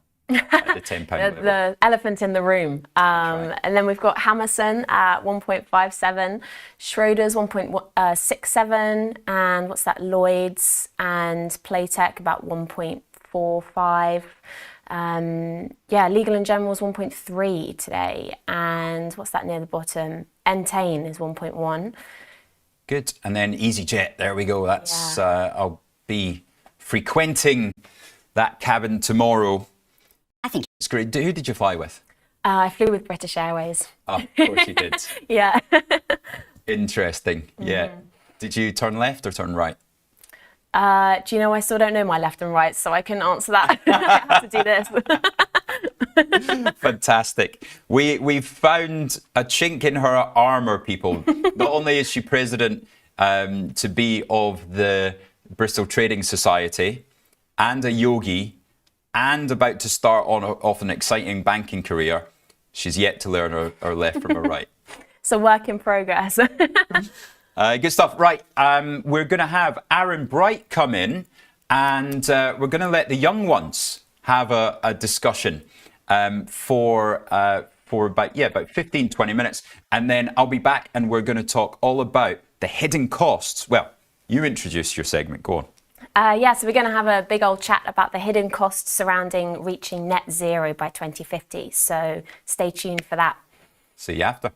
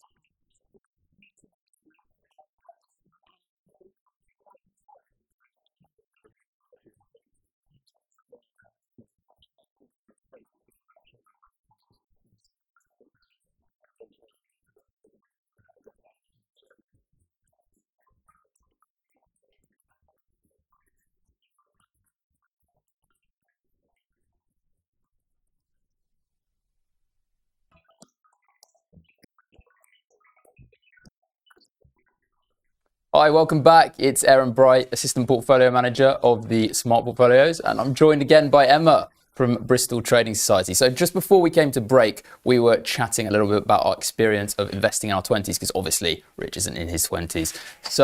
So yeah, we're keen to have a chat about that. So I'm keen to understand a little bit about your investing experience, your investing time horizons, and all a little bit around that. So feel free to go ahead and share. Yeah, sure. So I was slightly premature in getting involved in investing. I think when I turned 16, I asked my dad if I can open up a junior ISA. Okay, that's still pretty early though, 16. I think that's, Yeah, you know. yeah, fairly early, which hopefully will bode well. And yeah, I did simple, I think I invested in the Legal and General Technology Trust or Fund, which did really, really well. That's pretty smart as a 16-year-old. I don't think at 16 I was just, you know, starting my economics journey and thinking, Yeah. you know, but maybe I like going into finance, but I don't understand any of this yet. So that's pretty impressive. Well, I just thought it was interesting. And yeah, so I think from that, it was obviously COVID, which was a complete So would you low say point. that's what made you get into it? Was the COVID, all the I think volatility so. around that? Yeah, I think I just had too much time to be reading and watching YouTube videos and all of that. So I thought, oh, I might get my hands dirty in this. And yeah, from there, I sort of diversified a little bit. And then I think when I turned 18, opened a pension very prematurely. And yeah, and also a LISA, you know, a lifetime ISA, Yeah. which is great. And as I've got further and further down, I've just slightly diversified. I always try and tweak with them a little bit, but not very experienced in the whole short-term trading, much more long-term, would rather just leave it in there, let it do its thing and take it out when I actually need the money. Yeah, no, that's really interesting, to be fair. And why do you think it's important to get into the markets when you're young? Because I think I was probably dabbling a bit at uni, not really understanding too much about portfolio construction until I really got into the world of work. And because, you know, at uni you're sort of focused on other things. Then I sort of got into it. But why would you say as a young investor it's really good to get into it? Say two words: compound interest. You know, the money that you put in now is worth so much more than what you put in when you're 50. I think it's better just getting young, and even if you don't really know what you're doing, there's so much information out there that I think can really, really help. It's just a good thing to be interested in. But yeah, so when did you start sort of dipping your toes in the water of investing? So I think at university I was, you know, investing in mutual funds, S&P. You know, there was a Bailey Gifford fund, which was a multi-asset fund where they sort of, I mean, it's multi-asset, but it's like 80% equity. The rest is bonds, but they gear their equity really highly towards tech. So so I rode that upside and downside quite badly come 2022. So I'm sure. that was my sort of first experience of investing in. But I mean, I started, my first job was September 2019, just after I finished university. Was sort of seeing the tail end of this huge bull market we'd had for the past decade, and then come March, I remember I had a very distinct memory. I got to the office about 7:30 that day because there was a lot of volatility going on. I was like, okay, need to get to the office early. Went to Tesco's, crossed the road, looked at my phone, and I saw the FTSE was down like 10% in like 5 minutes, and I was like, no. What a great start to like, Yeah. you know, 6 months in a job, and I was getting calls from clients being like, why have I lost X amount of money? And I'm like, well, this is all part and parcel, you know, you have to keep your nerve. But I mean, it's a really good, I found that to be a really good sort of learning curve. And I was actually saying to my boss just now, this is my like third market crash in about 6-7 years of investing. So it's a really nice learning curve. So how would you say you found this sort of market crash we've had over the past sort of few weeks or month? Do you know, it's been interesting. I mean, I don't have any short-term trades on. I'm only sort of long-term. So initially I thought, oh my gosh, I could see all of the numbers going down. It is depressing when you see it. It is, yeah, especially when I've been on the upside for, like, you know, since I was 17 or whatever.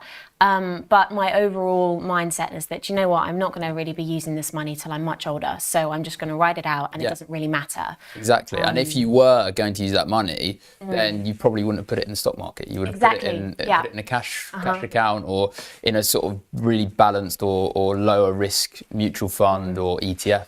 100%, yeah. I mean, I religiously don't take anything out of it because, you know, as a uni student, it's really easy to just tap, tap, tap. I'm sure you know. Of course, so, yeah, as soon as it goes in, I leave it in. But it sounds like you have much more experience managing market volatility. I mean, any advice you would give to approaching that kind of thing? Yeah, I mean, the best advice I ever got from all the market crashes I've seen, I mean, I'm sounding like I'm Warren Buffett here, I'm not, but was basically don't do anything knee-jerk. So obviously we saw the market crash. We saw, I mean, I've got shares in some of the big FTSE names which fell, like Shell, Rolls-Royce, those sort of names. And you see them falling at the beginning of the week, sort of 8-9%.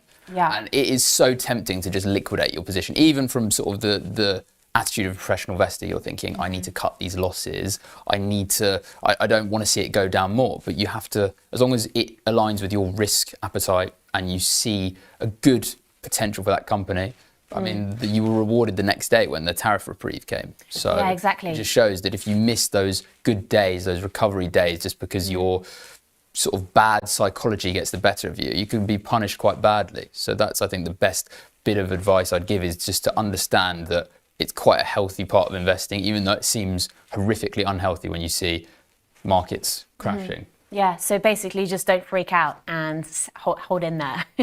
So we've got a poll on the screen. Thank you, producer Phil, for putting this poll up. What age did you get into investing? So I think we're both in the 16 to 21 bracket, but I'm intrigued to see where some of our viewers, our trader friends, as Ange calls you guys, when you guys started investing.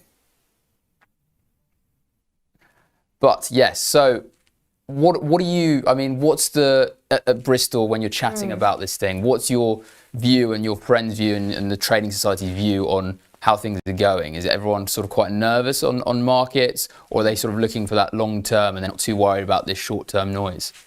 Do you know, it's a funny one. I think some people are sort of, they live and breathe trading. And, one of my friends who is great, he's a full-time Forex trader. Wow. Every lecture he's trading, he doesn't really do anything else. And does he have one of these TikTok pages with the Lamborghini yet? Not yet, but maybe wait a couple months. And so I think for the people who are in short-term trades, it really has been a bit wild.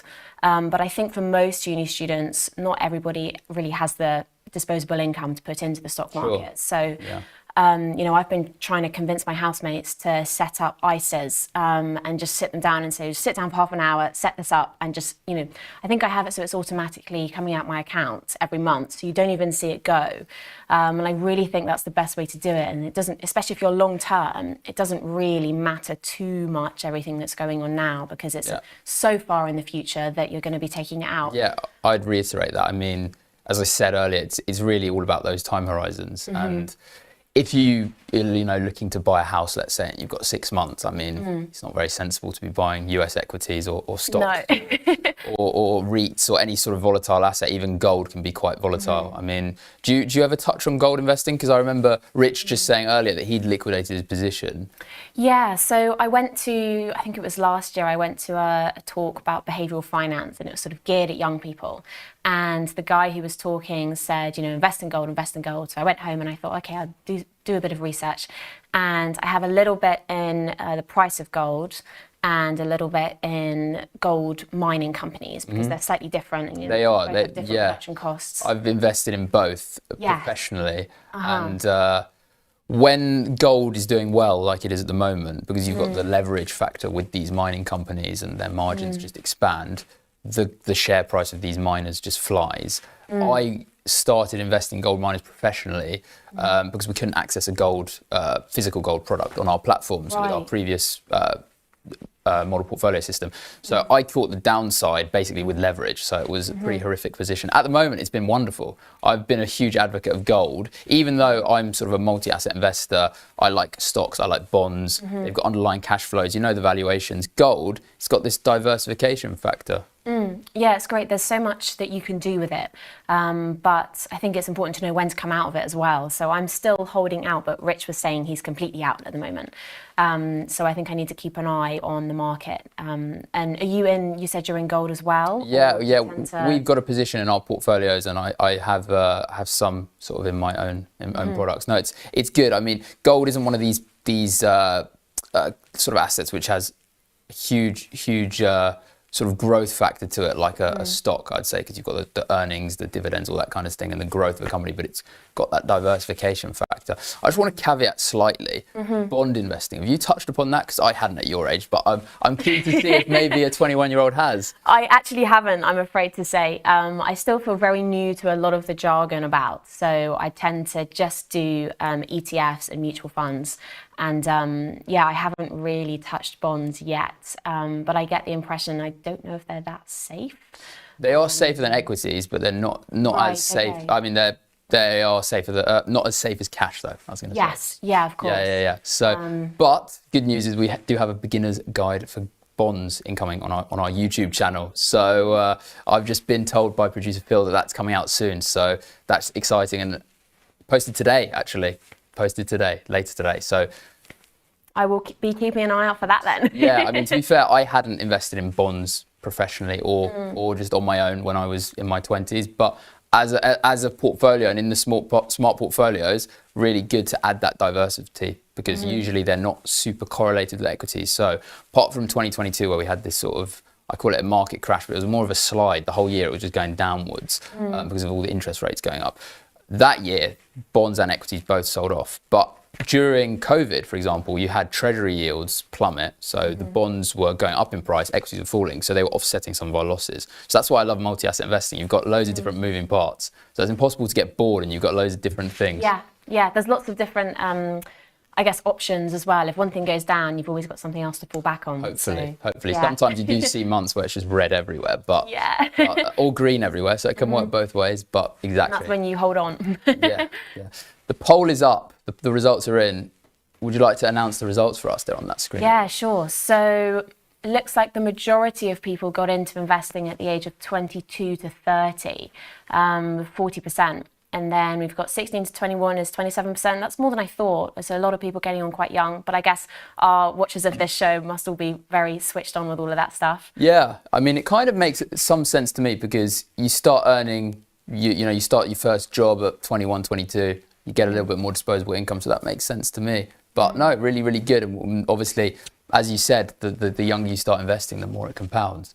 Anyway, that's all we have time for this segment. Thank you very much. It's been great having you on. It's been great to have a chat. See you after the break.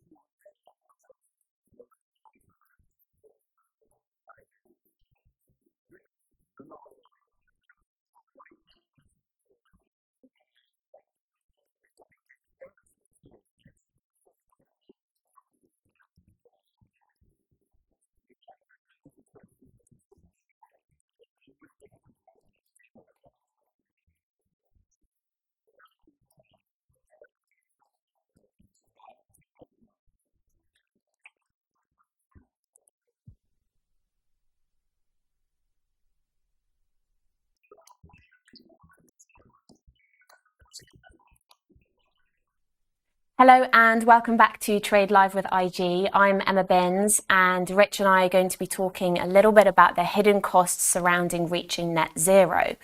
Obviously a very important goal, but yeah, we're going to have a little bit of a discussion breaking down the quite hefty price tag of actually following through with it. So Rich, do you happen to own an electric vehicle by any chance, or solar panels? I've definitely considered solar panels. When I moved down to South Africa, even on the sort of poorer areas in South Africa, which of course there are a lot in the townships, they've got solar panels on the roofs. Have they? Which was just such a great idea to remove all the electricity bills. But I don't have any car. But if I was going to, the next one could at least be a hybrid, yeah. Interesting, yeah. So, and do you reckon they're a bit expensive, or what's your kind of thoughts on it? Feels like it to me, yeah. Yeah, I get that impression. I think transitioning to net zero as a kind of 2050 goal, it seems like there's going to be a lot of high initial capital investment, a lot of which is probably going to be passed on to the consumer. Green technology is not cheap, and I really sort of feel the public have been sold a bit of a lie that it is going to be cheap. Amidst the cost of living crisis, I'm sure if you ask the average household, would you rather get an electric vehicle, solar panels, or put food on the table? I think the answer would be the latter. Yeah. And it's significant, isn't it? It's like £20,000, £30,000 to get solar panels on the roof, and you're only getting a small benefit each month.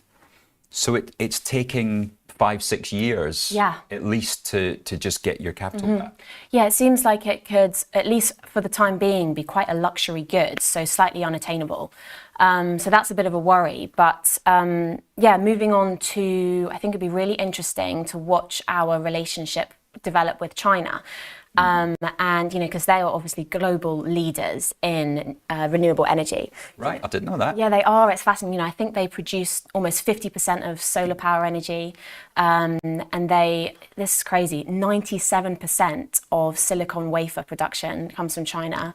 They're also global leaders in battery production and natural earth, rare earth mineral processing, which is about 85 to 100%, all comes from China. So as the UK, we are hugely dependent on them. And I hate to bring the taboo word up, but tariffs against China, the rest of the world also is very dependent on them. So it'd be really interesting to see how that relationship develops over the years, and how we can in turn also keep reaching net zero. It's funny because a lot of, 2008, the Olympics were in Beijing, for example, right? And ever since then, the press has really pushed this idea that China is all polluting, and it's got a worse grey mist over it than London does in terms of the air quality. But it sounds like they've made a big push. Yeah, well, I'm not sure if they are actually using that renewable energy or just selling it. Right. I think there's a bit of a mixture. It sounds like they've made a big push in producing and selling all of the renewable infrastructure that we need. but if you take a look at the first graph, if you just scroll down slightly, Okay. I was having a look at the issue of stranded assets. It's a huge hidden cost in reaching net zero. And yeah, with China, I mean, there's going to be a huge write-down of fossil fuel assets, which is going to reduce earnings and investor confidence. And maybe you could take us through the graph on the left, as with China as one of the biggest ones that's going to be affected.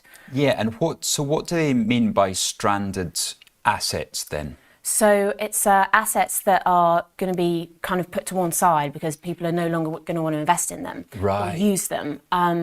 So as people shift towards green production and green energy, there's going to be a lot of fossil fuels in particular, which China uses, and hence their big pollution Yeah. sort of card in the game. Which people are no longer going to be buying. If we really are trying to make the switch to net zero, you know, if laws come into place with regulatory compliance and all of those things. So I thought that was quite interesting to show the sort of share of stranded assets and who's going to be affected. Yeah, definitely. And you know, the developing world, especially. I mean, with bringing it back to actual trading, there's certain stocks that are definitely going to be affected. I don't know if you're invested in Shell, BP, or ExxonMobil. There's been the 2018-19, I guess. Suddenly, you know, these guys were treated like criminals for daring to increase production in fossil fuels. Yeah, no, it's going to be an interesting one to watch, and particularly the share price, as if we really are serious about reaching net zero, this is going to happen. You know, you need to be watching the price of these things. So, yeah, I think if we move on to the second graph, was quite interesting. Wow. Yeah, so maybe do you want to take us through that? That's showing us the sort of difference between lower GDP per capita countries and fossil fuel resource producers, and how that's going to impact climate change, basically. Right. So let me see now. So the size of the circle is obviously the population in millions. Yeah. And then the color is the physical risk, with significantly hotter and more humid. India being the most at risk there. With United States actually is a diverse climate. Got it. Yeah, And yeah. then obviously Europe, you know, relatively so as well. But yeah, up towards Kenya, Pakistan, Bangladesh, Nigeria, India, we're seeing, you know, big countries with significantly hotter and more humid risks. Yeah, so those are the ones that have a much higher transition exposure, talking about the green transition. So it seems to be a lot of those developing countries are going to find it a lot harder to shift over to green energy, which makes sense. You know, and let alone the UK as well. You know, we're not as potentially rich as we used to be, and it's not going to be cheap. It's got a quite hefty price tag, I think. At a time when government deficits are very much under the microscope. And I guess that's what we're seeing.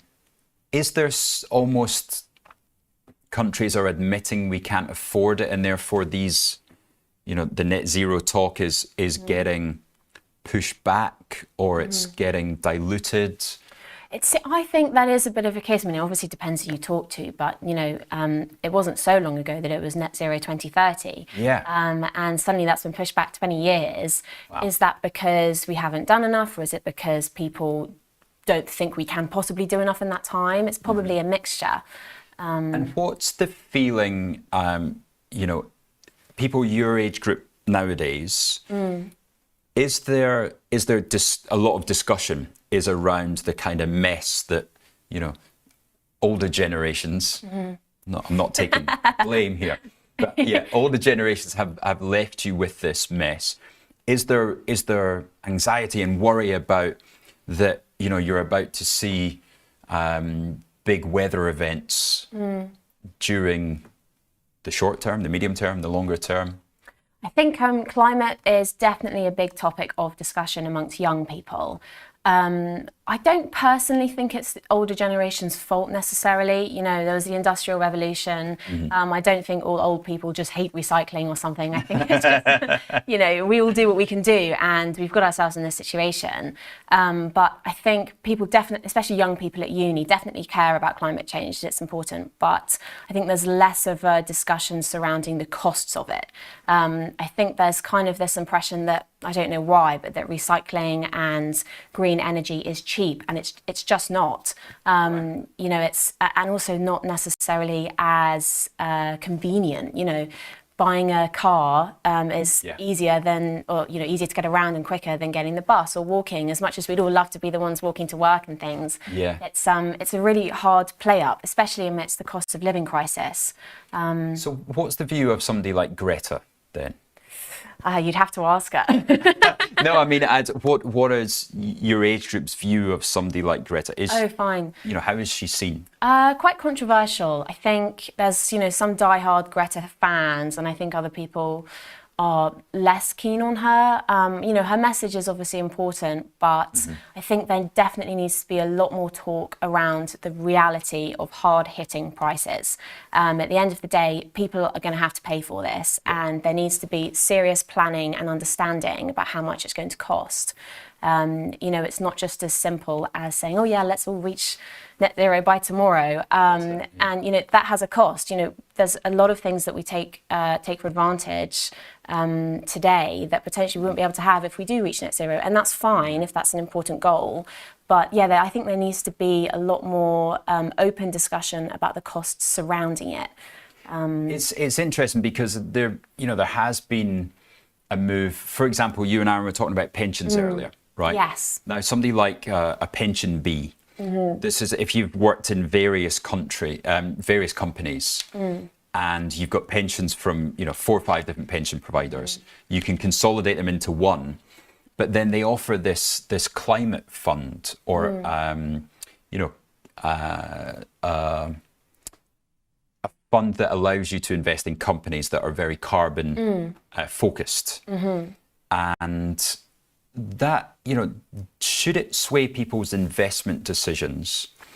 Because of course the whole idea behind investment is moving capital towards a company that is responsible, to give them more chance to use it, and perhaps punishing ones that don't. It's an interesting one. I think whilst it's important, I think at the end of the day, a lot of people just want to make money. You and me both want our stock prices to go up, right? And if there's a company that is slightly more environmentally conscious than another, but it's making a lot more money, I think I would go with that one. Right. At least personally. Other people I'm sure are different. I don't know if you saw recently, but I've forgotten the name of it, but there's a fund that's been created which excludes all ESG. It'd be really interesting to watch how that grows and whether or not it's going to outperform others. Maybe it won't, but obviously there's ethical concerns behind it too, but it's going to be really interesting, I think, to watch develop. And I guess in the grander scheme of things, the final graph we've got on there shows the impact of emissions compared to the rest of the world. I think altogether, the UK is something like less than 1% of carbon emissions for the whole world. At least it's minuscule.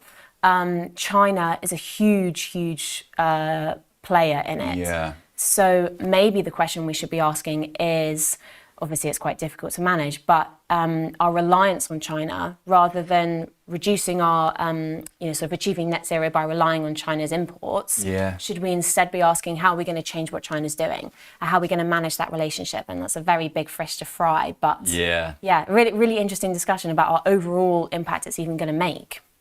Most definitely. Oh, so in some ways, you could say that Trump tariffs are saving the world. You could, yeah. Potentially. And that's exactly what he's trying to do. Yeah, he's just trying to, and maybe Putin was as well.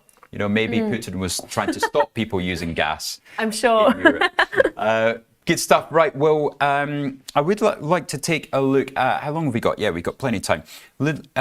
Carbon. Did you know that you can actually trade carbon? This is something, let me try and get this up on the platform. So here we go, carbon emissions, and maybe Crane shares one might be. Let's have a look at the futures first. So this is something that came into play, I guess, like 2016-ish. Yeah, these are just the futures. So sorry, let me get up this this Crane shares ones. That's better to show you over the longer term. Now, this is a system that, this only also goes back. Sorry, guys, trying to find one that goes back over a much longer term. There's so many. That we can show you. No, why is that happening? Carbon,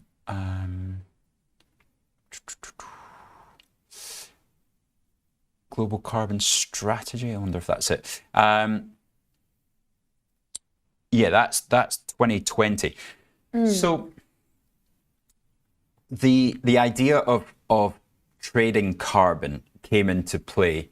Yeah, probably around 2015-16, I think. We started seeing it tradable in 2018, and what is happening basically is that you've got like a voucher system, right? And if you're polluting, then you need to buy vouchers to give you the right to continue to pollute and using carbon. So you saw the coal example of coal, stranded coal reserves. You can still use that coal, but you have to pay per kilogram of carbon with a voucher. Now, companies like SSE, chart off, thanks guys. Companies like SSE that are hydro, that are wind, right? They can sell their vouchers to a company like Drax that uses, coal plants. And this was throughout Europe, and it looked incredible until we got to COVID. And then suddenly COVID, the value of it is nothing because nobody's making anything. They're all sitting at home watching television. So they had to put in some emergency measures. They had to, to stop the system falling apart. So now we're getting to a part where it kind of becomes a bit normal again in the next few months. And it'll be really interesting because it has come down significantly. And I'll try and find a proper graph for you for tomorrow. But yeah. That's interesting. I didn't know you could even trade carbon. That's fascinating. Carbon credits. Right, yeah. okay, carbon credits. Okay. So you are, and it was a European directive first of all, and they put into place that the more supply of something, then the more pressure on the price downwards. So they release these carbon credits every year at a lesser number of supply, a little bit like Bitcoin, with how Bitcoin supply comes lower and lower. Carbon credits are similar. Now that had to change because of the problems of recovery from COVID. But now, yeah, you get back to an interesting. Yeah, that's fascinating. Yeah, it was great to see in COVID. I mean, I guess because nobody was moving around using their cars. You saw reports of things like the canals in Venice were suddenly clear. That's it. And, wildlife were coming back to life. So it was great. And it was almost amazing how quickly things changed and how quickly it was sort of getting back on track. Yeah. So yeah, that's really interesting. I didn't know that. We so I was in Queenstown, New Zealand at the time, and there was no aeroplanes, obviously, flying for a good 3 weeks to a month, and birds returned to the area that hadn't been there for a long time. Yes, yeah, I remember seeing that because my dad's a pilot and he literally was obviously out of a job for ages, twiddling his thumbs at home. But but it, on the contrary, it was great to see the rest of the world just suddenly blooming again. Yeah, it's amazing how quickly that happened. So and that that's taken things to the extreme, right? We don't have a pollution problem if we crash the economy and we all sit at home. So where is how do we get to net zero with the extreme of doing nothing like was done in the 80s to full fully closing all industry? Yeah, so I mean, it's a big question. I mean, it's going to be really hard to find a balance, I think, between reaching net zero at a time that we need to, doing it at an affordable price, and when it's actually going to make a difference. It's going to be really interesting to see how geopolitics plays out and how different countries' relationships are going to end up affecting it. Good. Thank you very much for that. We'll go to the chat and see what we've got going on there. So Steve Davies saying he used to take aluminium foil to school, got no idea what they did with it, but hopefully it went to good use. So he was recycling in the mid to late 60s. Steve Davies, I never knew you were as old as that. Mid to late 60s, wow. And Andrew McKelvey's saying, yeah, Professor Dieter Helm of Oxford Uni has written many books and papers explaining why net zero will not happen. So interesting. Yeah, that's always really interesting if somebody, of Oxford Uni, the likes of that, is saying no. Yeah. Whether we can afford net zero is almost academic in the UK. We don't have the skilled labour to rewire the network, even if we could afford it.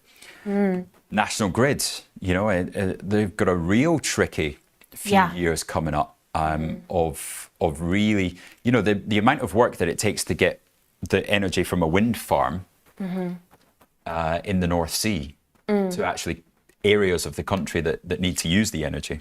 Yeah. So there's a lot to it that I think doesn't meet the eye initially. It's definitely should be talked more about in unis as well. I think the extra costs surrounding it, and not just the sort of we need climate change, which is obviously really important, but it's a lot more discussion needed around it, I think. Yeah. Steve Davies seen Emma having her own show one day. Interesting.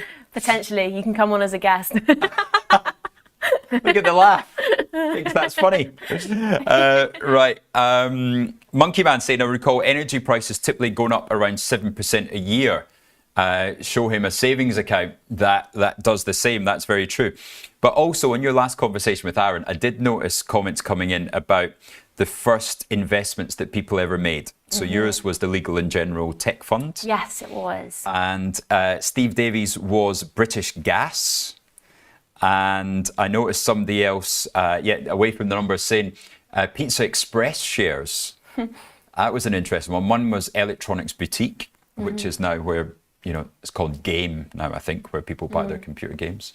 And then I thought it would be of interest to show you an old school share certificate. So this is what you used to get when you would buy shares. That's one in Guinness. Gosh, that looks ancient. Yes, I think that's from 1991. Wow, okay. Yeah. So And it's got your name on. Oh, interesting. Yeah, fascinating. I don't think I'll be getting one of those. But it was, you literally had to, so you would be sent that from the company registrar, and you kept it. So you had, 10 share certificates or whatever sitting at home. And then if you sold them, you'd phone up your stockbroker, sell them, but then you'd have to send off a certificate. Right, almost like a check, kind of. That's interesting. you say check as if it's one of those check things. Yeah.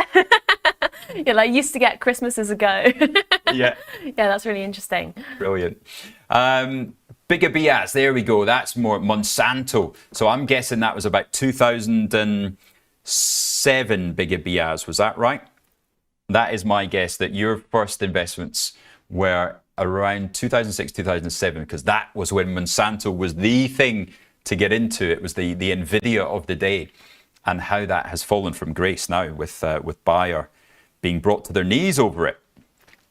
Right, should people subscribe and like the YouTube? I would say so, yeah. Depends how much you like Rich, so. Give us the big thumbs up. We're not going to have that as the poll of the day.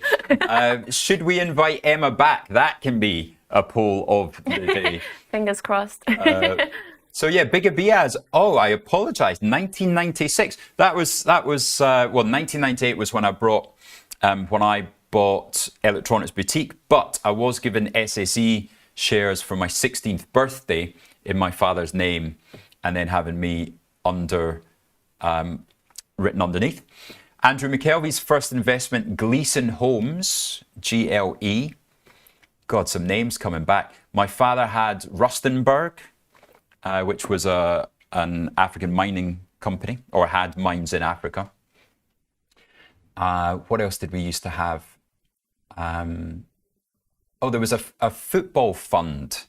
I can't remember if it was Fidelity, but it was a fund that would invest in, Man United. Any share that was listed, it would have a bit. It was a disaster.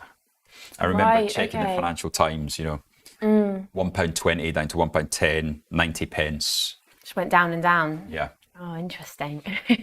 Monkey Man asking, are you hosting Thursday's show, Emma? I wish. Potentially tomorrow, though. We'll invite her back tomorrow. There you go. Or she just invited herself back tomorrow.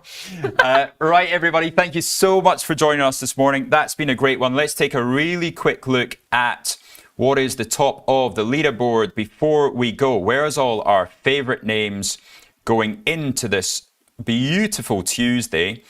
We are Ocado up 4, British Land up 3, Anglo-American up 2.5, Rolls-Royce up 2.5. Finish it off there, Emma. Yes, we got Kingfisher up 2.5 as well. Bay Systems 2.1.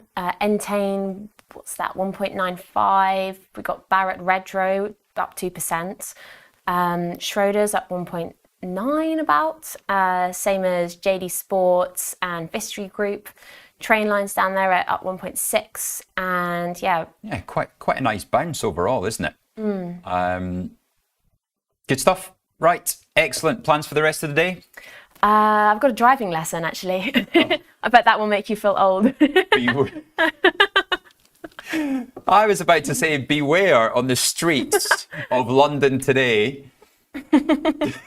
But you got in there first. Well done. We'll see you tomorrow. Thanks for joining us. Have a great day.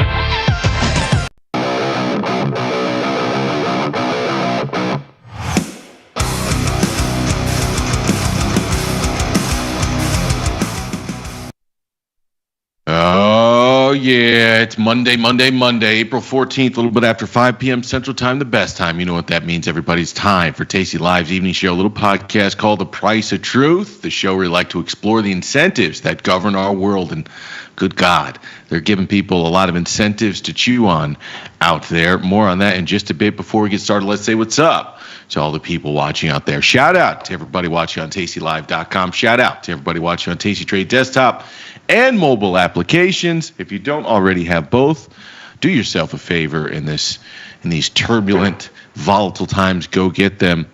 But if you want to be part of the conversation on this part of your screen, there's only one place to do it, and that's on Tasty Live's YouTube channel. So head on over there, find the Tasty Live YouTube channel, jump in the chat, and start banging your phalanges and metacarpals, maybe even your skull against your keyboard. Anything to put random ass characters in the chat and spoof the Google algorithm into putting us in front of as many people as possible. Speaking of the people, I should say what's up to the people. Shout out to everybody in the chat already. Cato Prime, how are you, Ben? Catan, Laid Back Trader, a good name, my friend. That's the only way to trade. Just laid back, a cold-blooded killer. Soul Train, what's up? Max Virtual. Big Deal Donuts, Jeremy Wallace, Kimberly Thomas, great to see you again. Adam Green, so many more. Hope you're having a terrific start to your week. We got a lot to talk about, my babies. A lot to talk about, indeed. Tariffs on, tariffs off, exception, no exception, retaliation, but all the while, risk rallies. Let us get started. My head hurts now. Are you having fun yet? Are you not entertained, everybody? It's the funniest thing, because if you were to tune in to any of the Sunday shows, and this is how it works. This is how it works, people. You turn into any of the Sunday shows, and I hate them, but I love them. I love them as sort of this barometer of sentiment. So I tune in, and I sort of force my eyes open to get through, an hour of the. I don't mean like, I don't know what Sunday shows you watch. I'm talking about like the Meet the Press and what's the one? What's the NBC one? With what's her name? Welker. I can't remember. Kristen Welker. I forget the name of the show. Anyways, my point is, those are sometimes they're so brutal and they're so thick with sort of like an agenda. But I open it. I'm watching it, and I'm seeing just this horrific sentiment. And Ray Dalio comes on, and he starts talking about seeing something on the horizon worse than a recession. And Kristen references, you mean like a depression? And so, I'm not saying the left tail of the distribution does not exist. And I'm not saying operate in the market with reckless abandon, especially as a sort of a trader. And in a bear market, number one goal is capital preservation, right? You ask the bear for peace, not riches.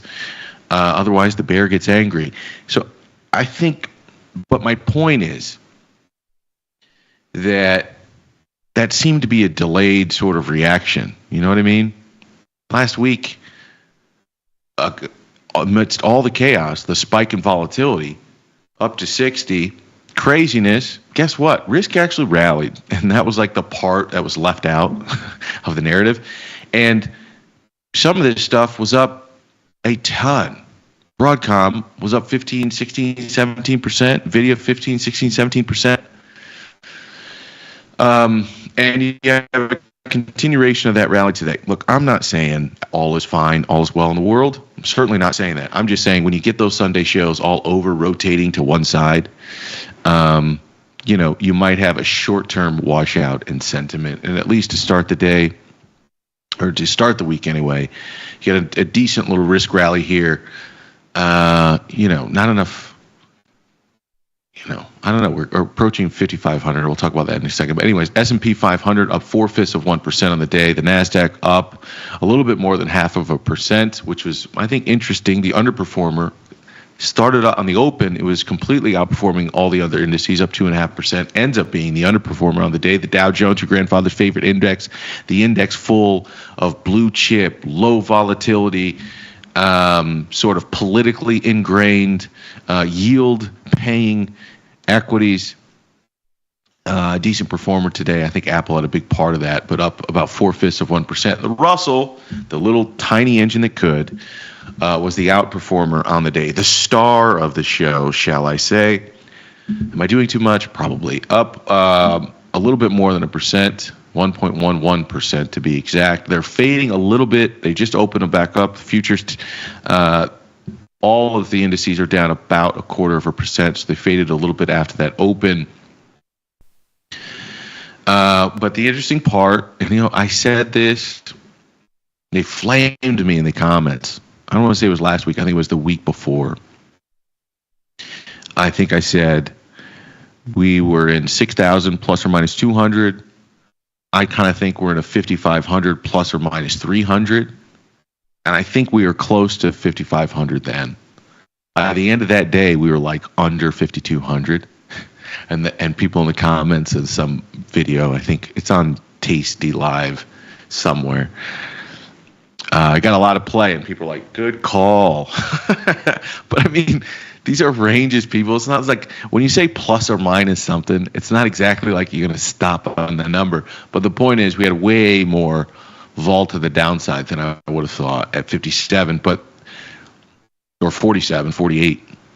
But the point is, we are back at that sort of value area, that little magnet of a number, 5,500. One has to ask themselves whether or not it makes a lot of sense to start lightening up on any long exposure that was taken in the midst of that crazy volatility from last week. At least on short-term bets, you're now approaching 5,500, which is likely midpoint or fair value at best. At worst, it's a new resistance area. We shall see how the market wants to play this. Vol still elevated, down significantly. A pretty decent vol crush. I think we were 37, something like that, yesterday on Futures Open when we started having that conversation with Tom, with Pete Molmat, with Ilya Spivak. If you don't join on Sundays, by the way, when Futures Open at 5:00 Central, Tasty's open. So join us for first call next Sunday at 4:45 Central. I'm not sure if the holiday week is going to impact that this week. /VX, so VIX futures at 2612. A quick look. Let me reload this. A quick look at the term structure here. We're going to backwardation for a few days. So even with a rally, you've had a kinky sort of structure to the term to volatility. As I mentioned, VIX cash still up there in the 30s, and short-term VIX, the near-term VIX futures contract is still elevated. So you're still, this is not the normal structure of volatility, just for anyone that's looking at this for the first time. Typically, volatility is synthetic time. So the more you give, the longer you give something to go wrong, right? Or the longer you give something to move, the more probability that it can move. So typically, you see the vol term structure actually the exact opposite. Shorter term have or lower magnitude of move associated with them. The more time you give something, you should have higher magnitude of moves. And in periods of higher volatility, you can get these vol spikes in the short months contracts, and that is the market betting that while we do have increased volatility, that vol will normalize or it will revert to the mean. So you get this inverted sort of term structure. The difficult part with this is it's not something you just go out and bet against with high sort of. Let me be very careful about the way I say this. You have to be careful against betting against an inverted vol term structure. They can last for a while. I've said this on the show, but I think for anyone that just tunes in, it's a nice, friendly word of warning. 2008, I think we saw some sort of inverted or backwardated VIX term structure for something like 60 plus days. And in 2011, I think it was like 70 something days. So these things can last for a while.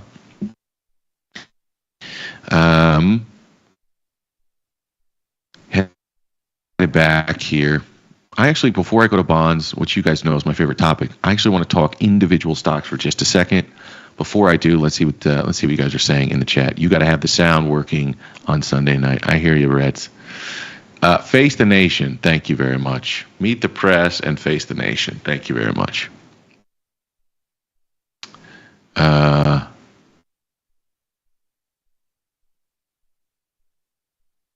Let's see why the bottom is in, obviously.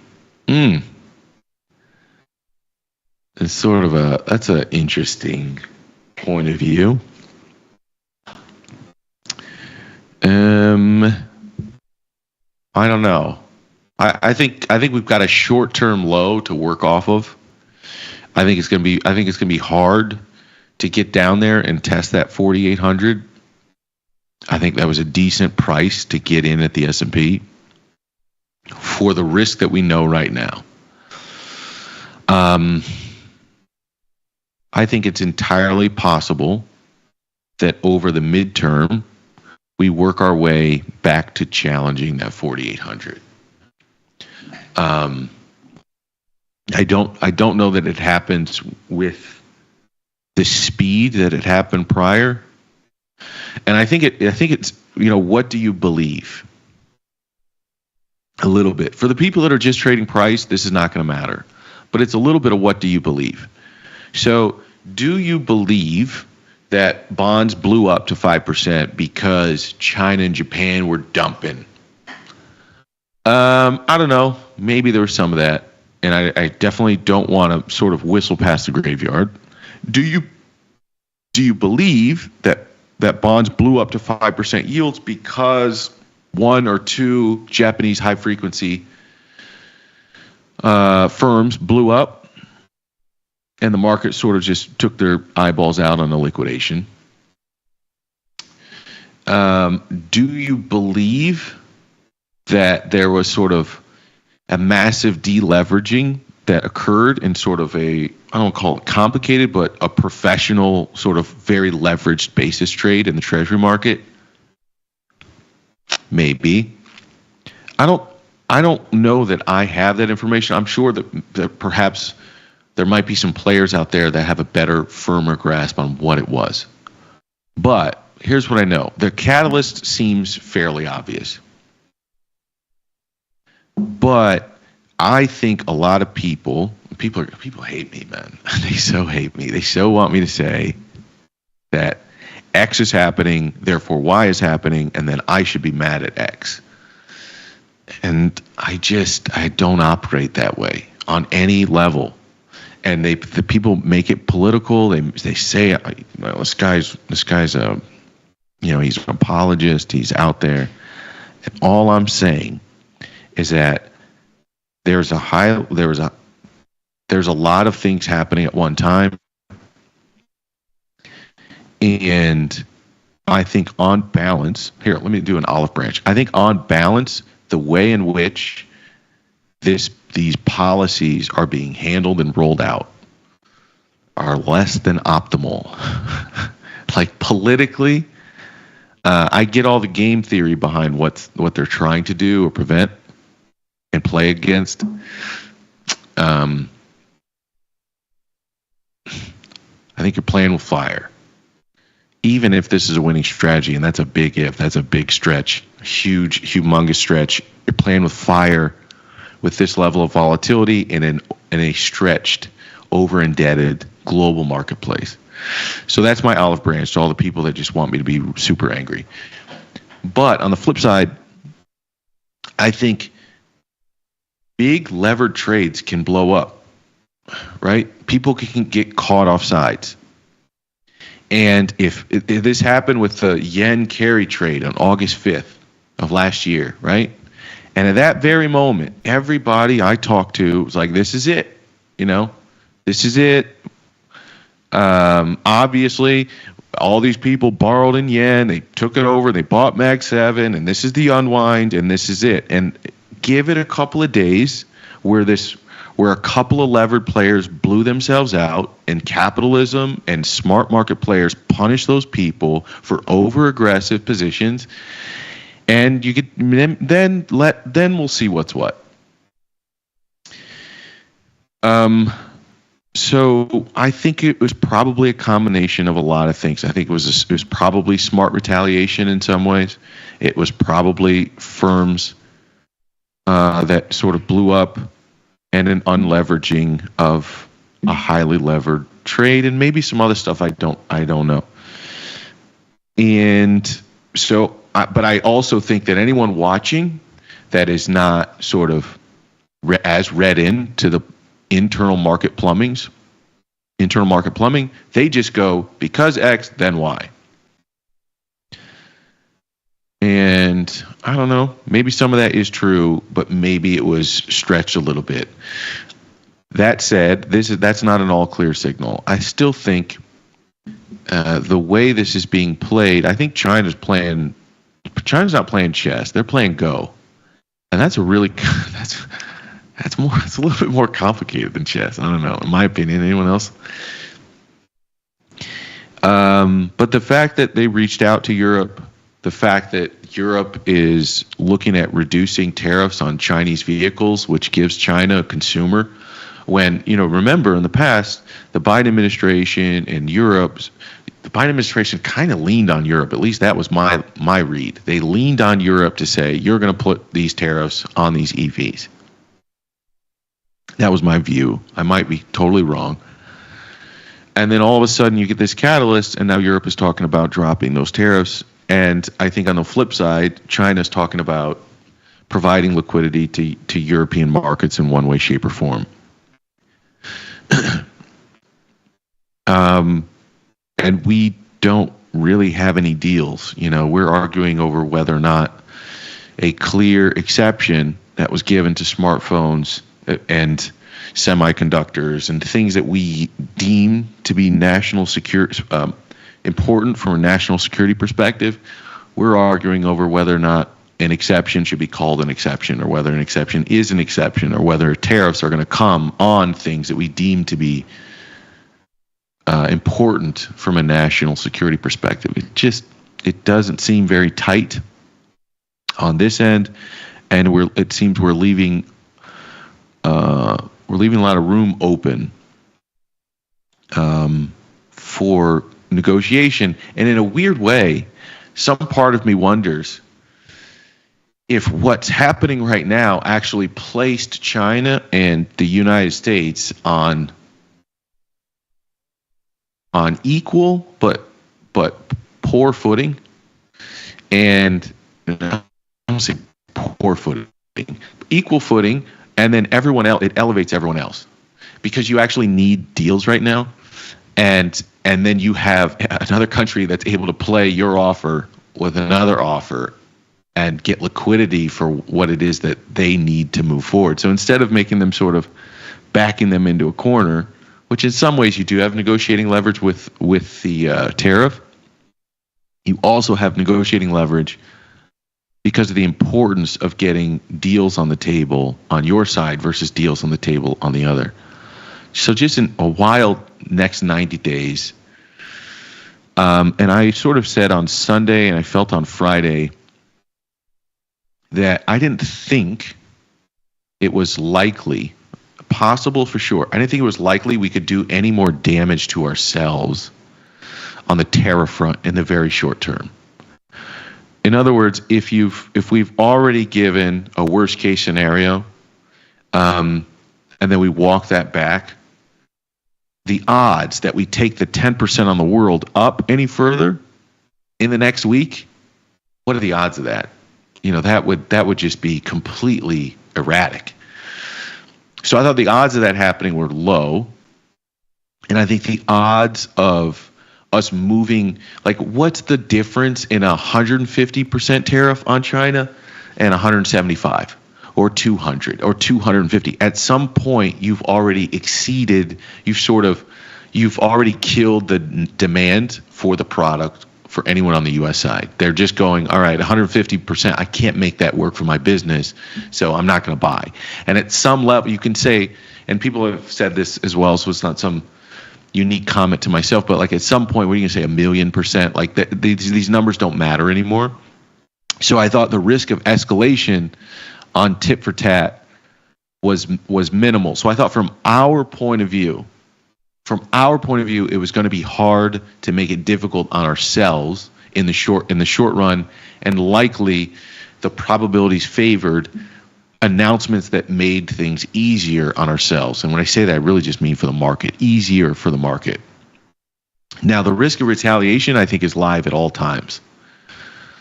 And I think, the announcement that China was going to limit the supply of sort of rare earth materials to the United States, that's sort of an example of that. But I do think my leaning going into this week, super hard, I think, to make things more difficult on ourselves. Hard, not impossible. And I think many other people and participants probably had that point of view last week. Wednesday on, Thursday on, especially Friday. And I think you can kind of, the question I started to ask myself at the end of last week, really on Friday, was, okay, if that's true, and if it's going to be hard for us to make things worse on ourselves, what would I want to own in this scenario? What would sort of where would the lean be? And sort of my thought initially was sort of Microsoft. And why is that? I think it's just because OpenAI, Microsoft, I think you can look at in all these scenarios, I think what we have to look for is strategically important areas of the economy. What are both areas that are probably too big to fail, and what are national security areas that are likely to be protected in tit for tat? And like Apple is a perfect example. What happened today with Apple is sort of this perfect example of a business with tons of cash, tons of bag money, you could say, to run up on an administration and sort of say, look, what can I do to make this go away?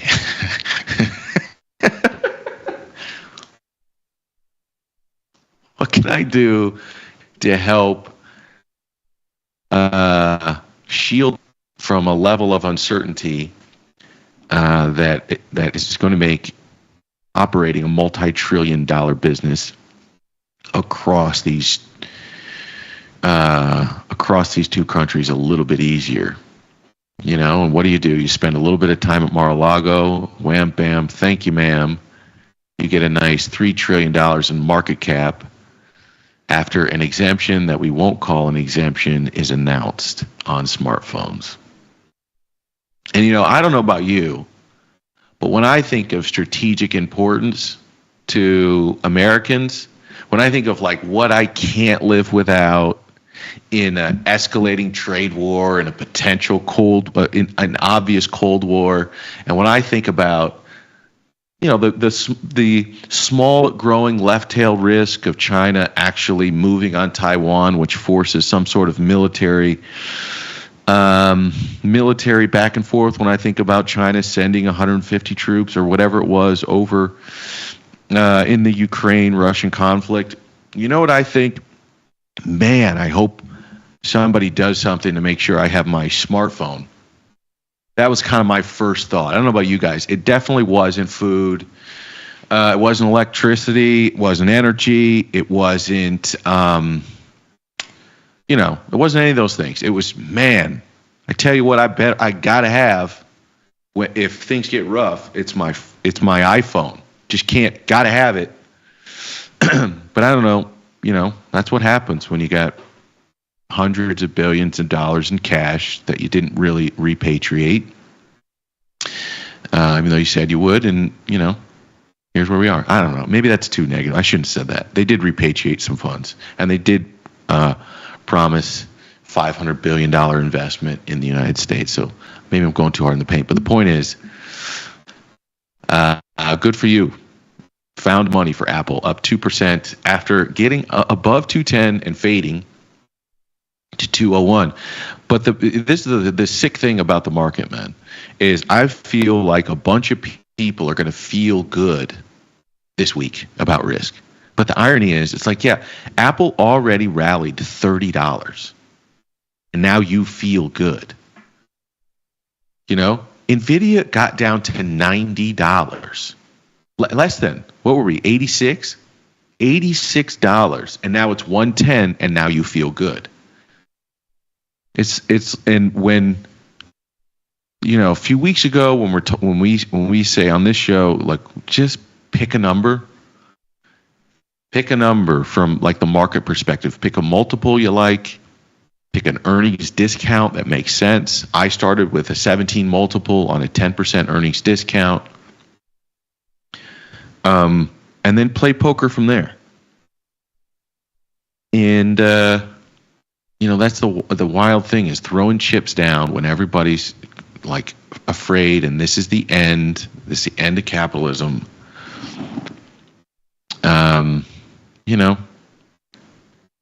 Maybe betting on the end just never, ever pays.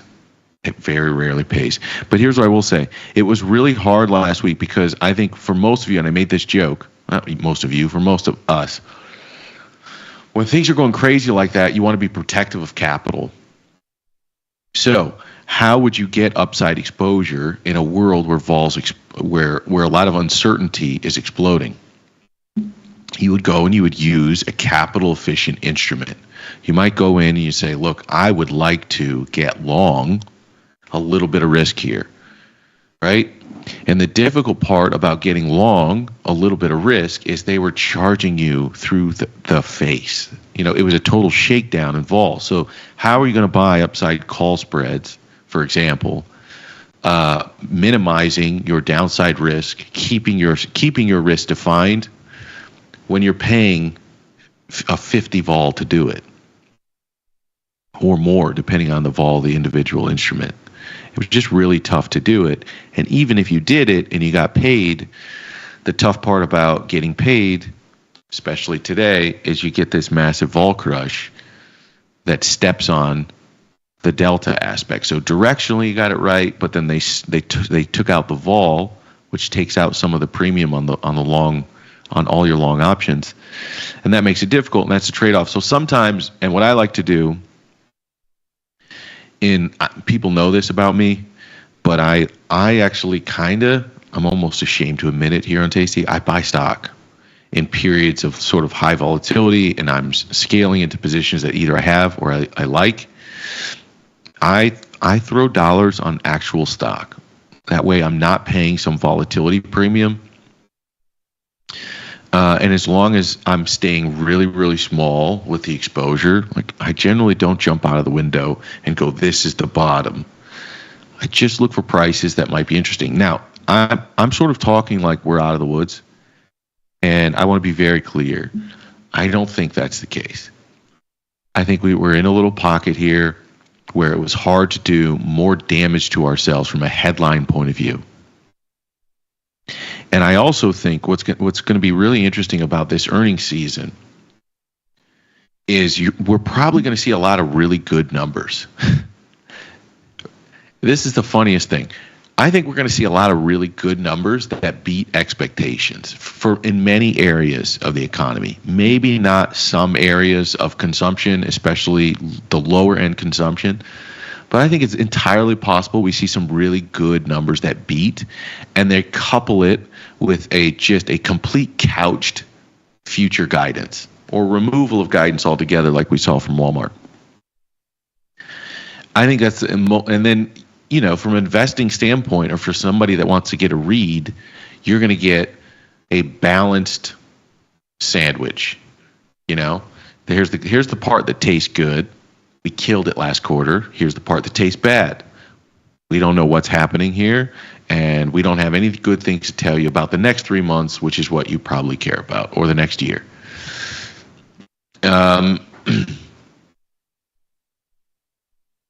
So I think analysts, for whatever they're worth, who knows if, they're always so late. So if you keep getting these mixed messages, how much do you think they're going to rush to go cut all of their earnings guidance, especially if they think monetary policy easing is on the way? Me personally, I don't think, even if you think this is a 30% haircut to earnings over the next 12 months, something in that ballpark, I don't think you're not going to get that reflected in people's assumptions so early. It takes a while to beat it out of them. So I think at best, I think they start with a 10% haircut and some multiple on top of that.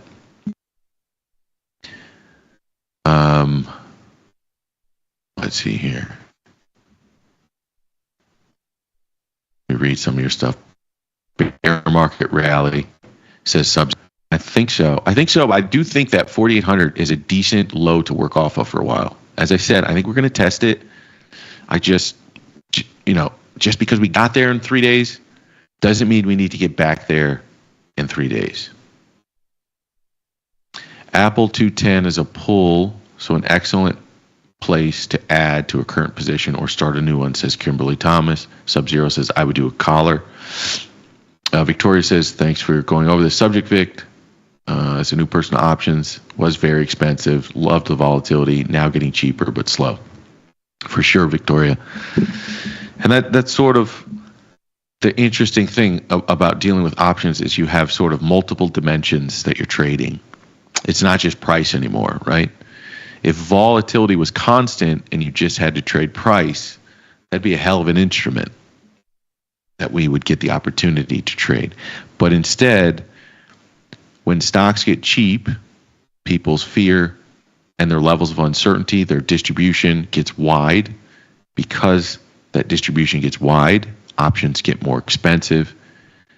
And betting on the upside may work, but as the upside gets realized, the distribution comes back in, which means the price of those options, or the vol, is getting taken out. And that's the game. It's a beautiful, sick game.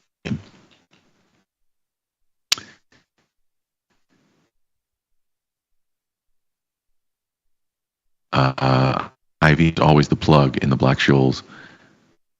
Guidance. Where was your first statement? I don't know. I can't find your first statement, but yeah, I agree. Less guidance. Good numbers, no guidance, says Kyle Hammond. Yeah, I think that's probably true. Mostly, I think some will couch guidance. If you're in a consumer business, I don't know if you just pull guidance. I think you probably get more conservative with guidance. I think there's going to be some businesses that will just pull guidance altogether. Some will sort of want to set realistic expectations for the market. And they may, because you want to do it, I think you probably want to do it now, right? There's vol now, but there's some sense of, we're still at 5,500, 5,400. It seems like the market swallowed a lot of volatility. One individual company is not going to cause the market to crash that comes out and says, hey, we're lowering our guidance by XYZ. But if you don't do it now, and three months from now, you have an environment that has softened, and you're telling everybody you missed their expectations, you're going to get punished. So it's just, what level of confidence do you have that the world that you saw 3 months ago when you guided, what level of confidence do you have that the world you're in now matches that world? And I'm guessing most people, I think most things have changed for them in a way that they would want to reset expectations. Ben says, I plan on listening to earnings calls, but not trading any earnings. Interesting. I don't know. I'm a degenerate. I like binary bets, not a ton. To me, it's just like throwing chips down. And if vol gets interesting, and by the way, I'm a little bit different, I guess. I'm the black sheep of this family. Even when I bet this stuff, I don't bet with undefined risk. So I usually take directional calls. Usually those directional calls are mostly short vol, but they're risk defined. All right. How do you balance a sandwich? I know that was. That's a good point. I should have used something other than a balanced sandwich.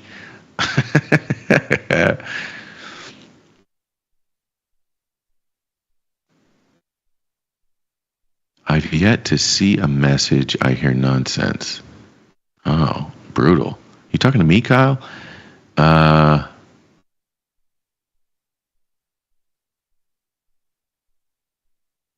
right, I think that's most of that. So let's continue, my friends. With bonds, a nice rally. Again, I think a little bit of a low to play off of. And I last Friday bought some calls and call spreads in ZB. I leaned a little bit long. I went on the show with Tom Friday morning, and I talked about that. I was leaning long bonds, leaning long stock, picking up some tech stocks. Why? Is it because I'm super jazzed about the fiscal situation of America? No. It's because I think everybody thinks they know what last week was. And I think this is not, don't trade like me. But I think when everybody thinks they know exactly why yields went to 5%, and they know they can extrapolate that out to exactly what happens next, you almost guarantee everybody's wrong. or at least the reflexivity of them being right leads to an opportunity to bet the opposite direction. It's one of the two, and it doesn't really matter. So again, because I think it's hard to hurt ourselves. I think crazy people, they could look at bonds at 112, 113 and go, okay, maybe there's a few points upside here. That's it. Maybe at 115, that starts to get a little bit harder. But you got through the auctions. The auctions were fine, Everyone's afraid that you're just going to show up to a treasury auction and nobody's there. There's no takers. And that's always the risk. There always is that fear in the back of participants' minds, but that didn't happen. And the CPI was cooler than expected. And, the more interesting thing, I think, is that sort of that tax cut moved forward and bonds aren't puking. Obviously, it was priced to a large extent. So I don't know. I like the bet to the upside. I think at 115 to 117, that's probably what this thing has got to the upside. And so for some people, they don't like that risk and reward. For me, I'm a degenerate. I'll take a few points in either direction. So that's the way I'm leaning these things. Ultimately, do I think yields go higher before this is all over? Yes, I do. I do think yields go higher. Do I think they're going to go higher this week? No, I bet they don't. I bet some vol comes out of bonds. I bet we sort of normalize, move back towards mid-range from 112 to 120, from 112 to 122. We move closer to neutral, just because. And that's not the greatest reason to place a trade, and I'm playing it so super short term. But I like the action here to play off of this as a low and sort of my max risk, and where I would have defined risk in if we break to the downside again. But I think if you don't love that, you just wait out a potential rally for a few points to the upside, and you look for a sort of a better position to bet against this area in the marketplace. And I just think about it from. Did I miss the part where we look at the yield curve and coefficient? And that's my favorite part of the show. No, we didn't, Demi. I'm about to do that. Think about it from a person who wants to invest in U.S. debt. Okay. You're going, okay, I have no idea what our policies are going to be. I have no idea what the impact to equity prices are going to be. I have no idea what the retaliation of our economic adversaries are going to be. I have no idea what the current status of a current conflict is going to be.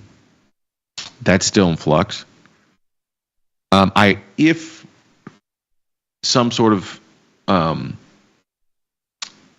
event is triggered in equity markets or in debt markets, I don't know what the Fed response could be. So do I want to go invest, if I have the choice, do I want to bring money to the long end of the curve and lock it up for 10 or 30 years?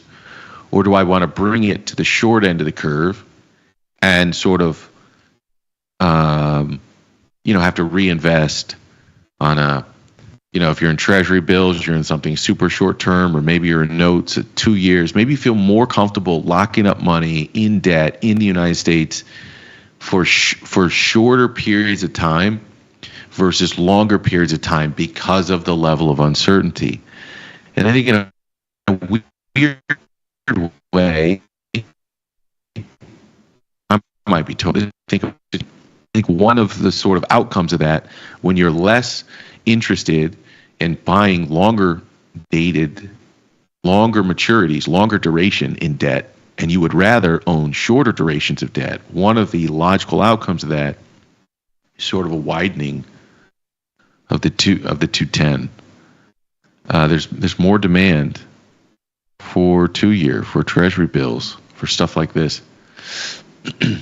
I know that might be a partial misread, but I'm trying to trying to make stuff simple. I'm going to head over. Let's take a look at the yield curve. Again, my favorite thing here to do is show how the curve is moving relative to points in time. So the blue line is, oh, no. Let me start. The red line is where this curve was. And the yield curve is just the yield of each maturity at a point in time. So the red line is where we were when we started this whole cutting cycle back in September. Yellow line is the second, so that was the 50 right after the 50 basis point cut. The yellow line is the second 20 cut of 25 basis points. The red line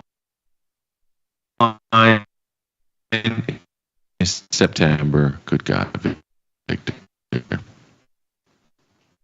Green, November. The blue line is December, which is 25 basis point cut. And then there's a pause.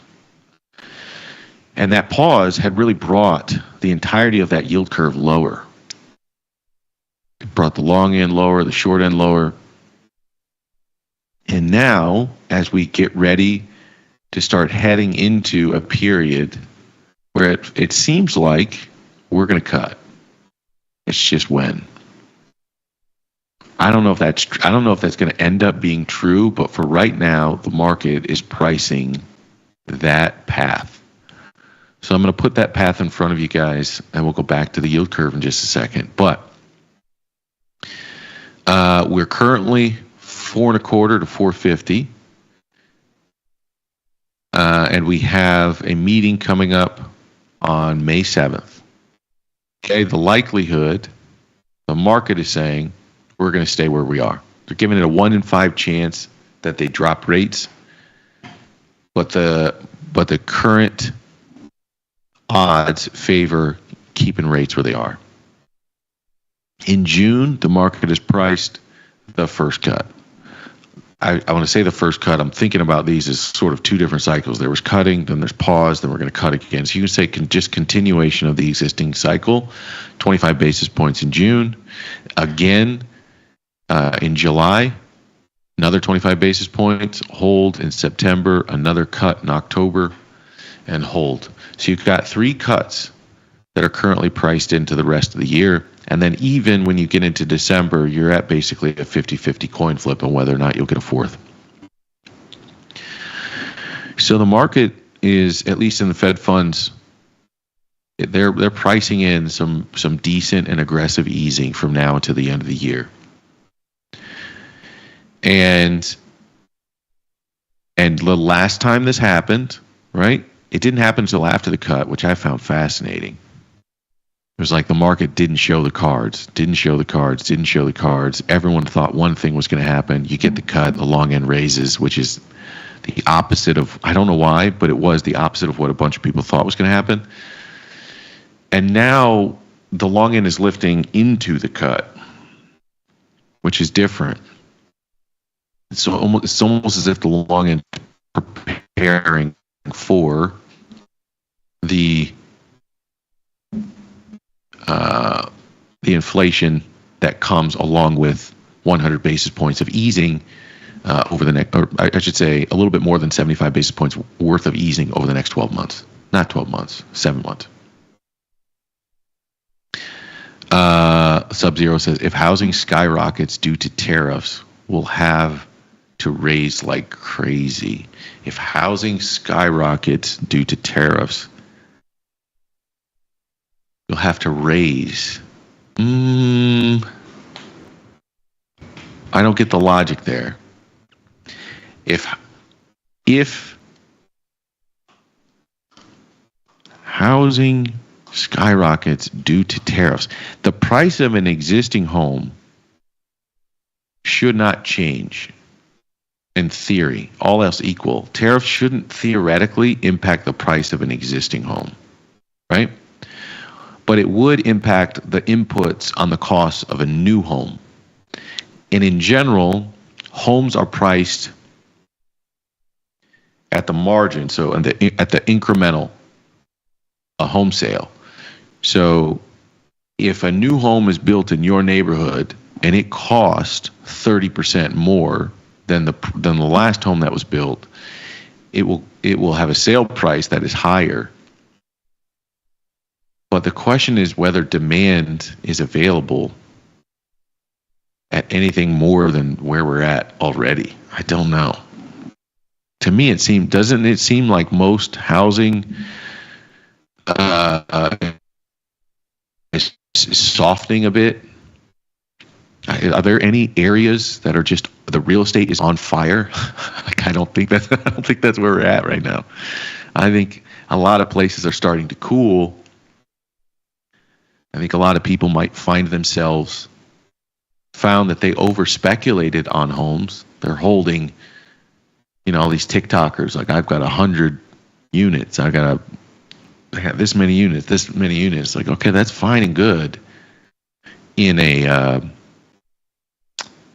strong economy.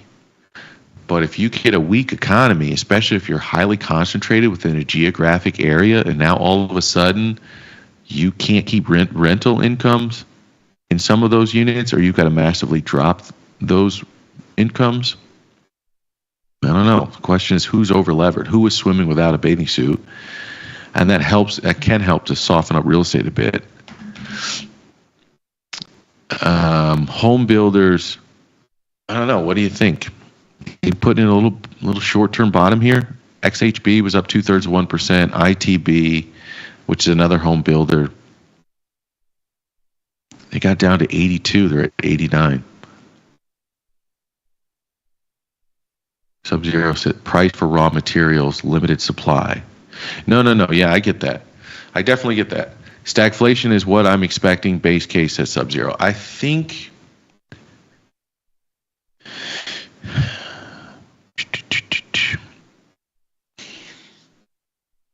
I'm mostly in that camp. And the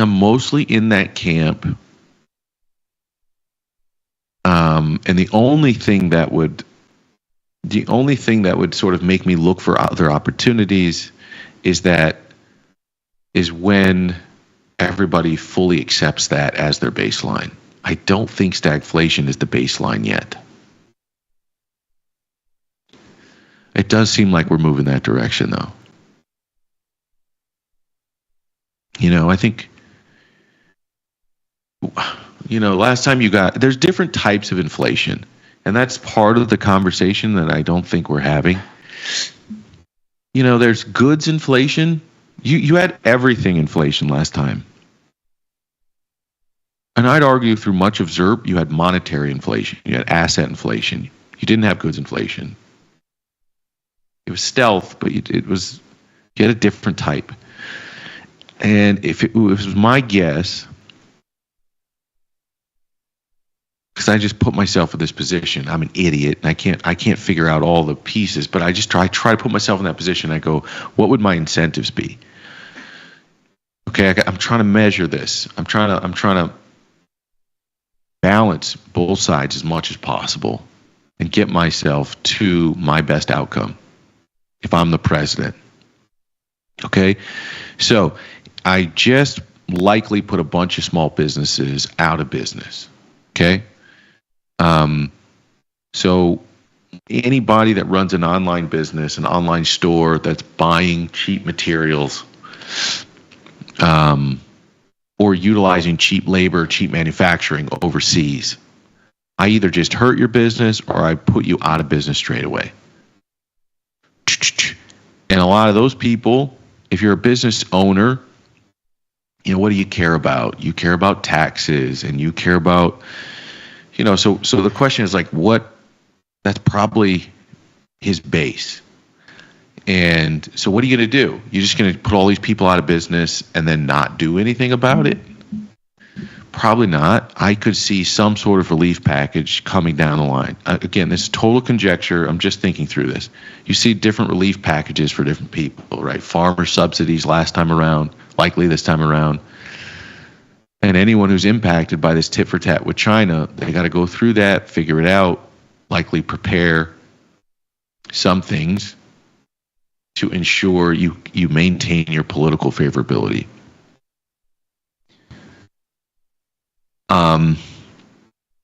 And that's inflationary, right? And that's money to the people, right? You can send money to the people, or you can send, as Jem Carson says, you can send it to capital. You can send it to San Francisco. You can send it to Palo Alto. I think that's what he says, not San Francisco, Palo Alto. Which is sort of monetary stimulus. So I think what you're probably trying to do is do as little of the fiscal as you can to maintain your political favorability, but knowing you've got to put some relief packages out there. You're probably trying to get into a world of easing monetary policy. And then the inflation that you would see because of that is going to be asset inflation.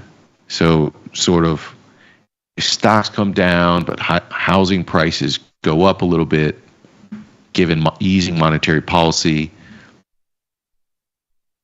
and maybe some sort of monetary support, then you're hoping that gets you to a decent place, and then you announce some grand plan for additional some big home building project in a few years that helps to ease the home affordability crisis. I don't know. I'm trying to step through this and figure out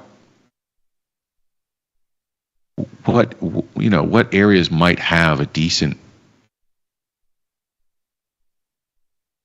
might be areas to take decent bets on, or to take a bet on. And I could see if home prices go up, you got a problem, man. You got a problem with everybody, I think.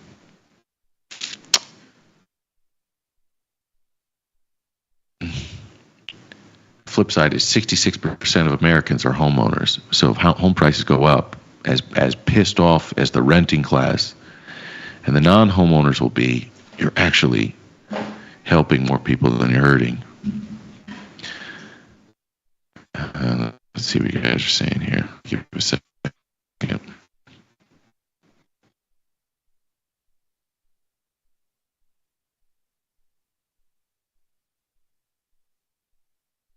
We builders will get hit due to tariff-related material costs, particularly if the market is softening, right?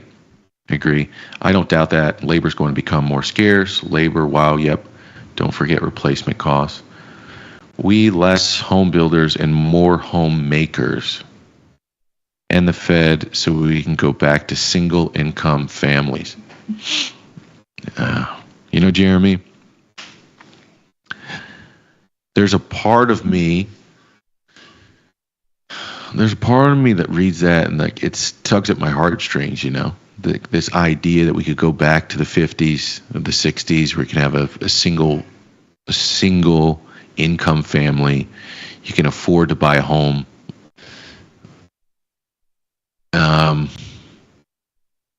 Some part of me, I'm very fond of the idea of that. I don't think everyone benefited equally during that time, but the idea of a single income family and being able to afford a home in a time when the difference between the car, as Morgan Housel writes in his book, the difference in the car that the gentleman on the factory line was driving and the CEO of the company was driving, the difference, the delta between those two cars, it wasn't very far. One was driving a Chevy, and maybe one was driving a Cadillac, something like this,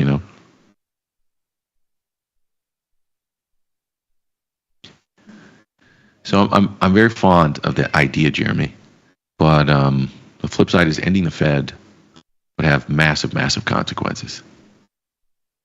And I'm not so sure on the other end of that, Jeremy. Here's the biggest thing. I don't know if you get that world. You know what I mean? Because money has already been accumulated in the hands, so much money, which, again, in my personal opinion, I've heard this said and I really liked the way it was framed. I can't remember who said it, otherwise I give them credit, but it's just a claim on future resources. it's not.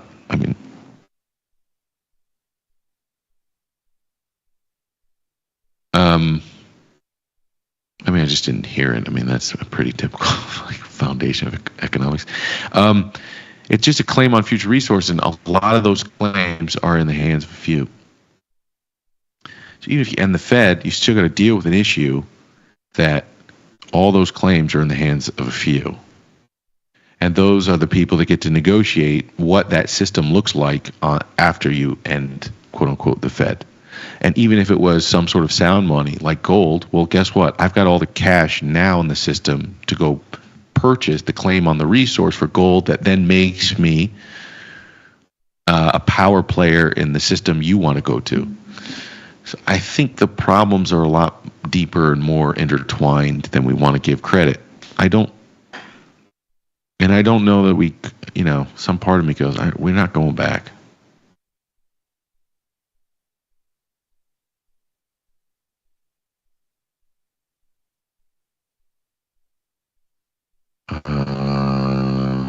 I'm 72%. Well, Mark, I know that sounds like a straightforward question, but I think it depends on the credit worthiness. Depends on why you're selling debt at 5 and I'm selling debt at 2, and how much risk tolerance I have for the reason that your debt comes with a 3% premium.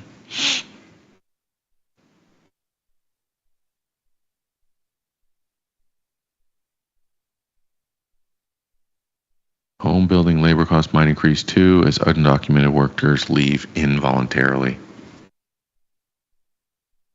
I think that's true.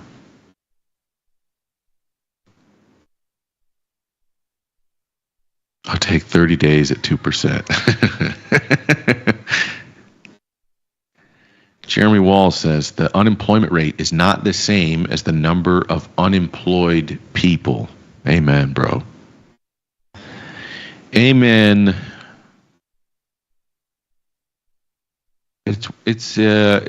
Jeremy, you're going to go crazy trying to prove that point. You might as well just give it up. On one end, I think you're doing God's work, and the more people you tell that to, it's wild that people just, the label is so important. The Patriot Act. What were the other ones?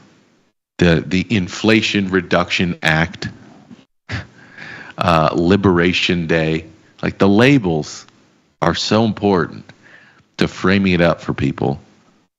And the unemployment rate, you're right, Jeremy, is not what people think it is. But they use it with this confidence. It's kind of amusing a bit.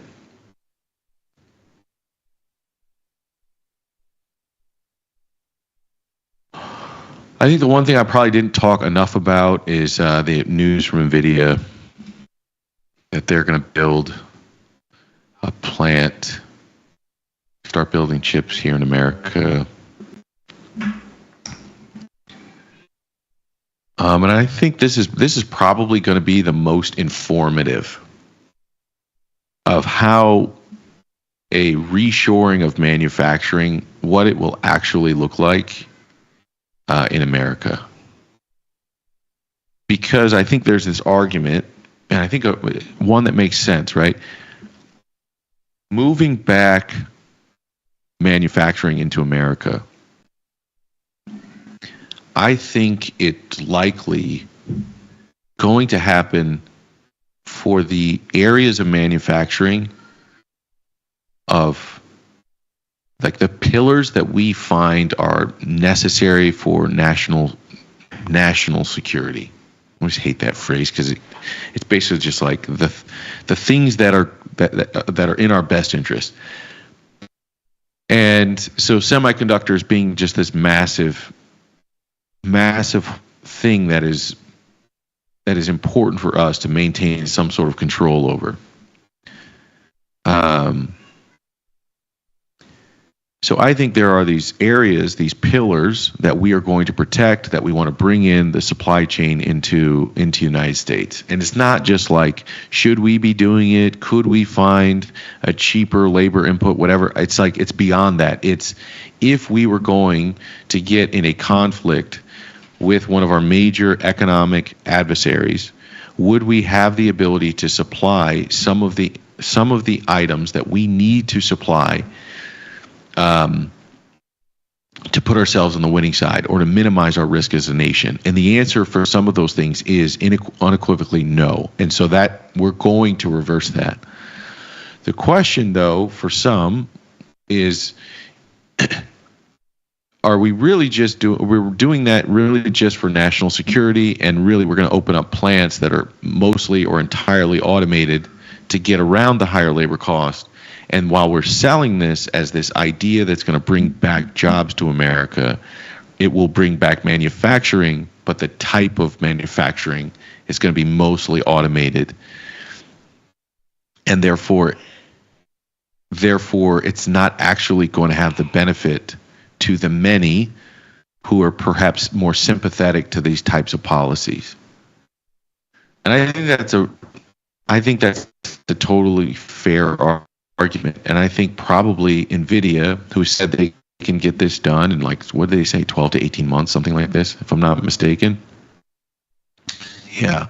NVIDIA has also been reading from an article in CNBC, just for fair credit. NVIDIA is also building manufacturing plants for its supercomputers in Texas, partnering with Foxconn in Houston and with Wistron in Dallas. The company wrote it expects to reach mass production at most facilities within 12 to 15 months.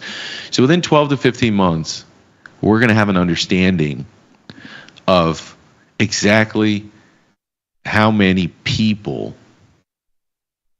this strategy can employ. And I think that's going to be a fascinating answer. And I think rather than try to argue with people online over what's true or not, I think 12 months isn't that long to have to wait for that answer. And we're probably going to get the plans soon.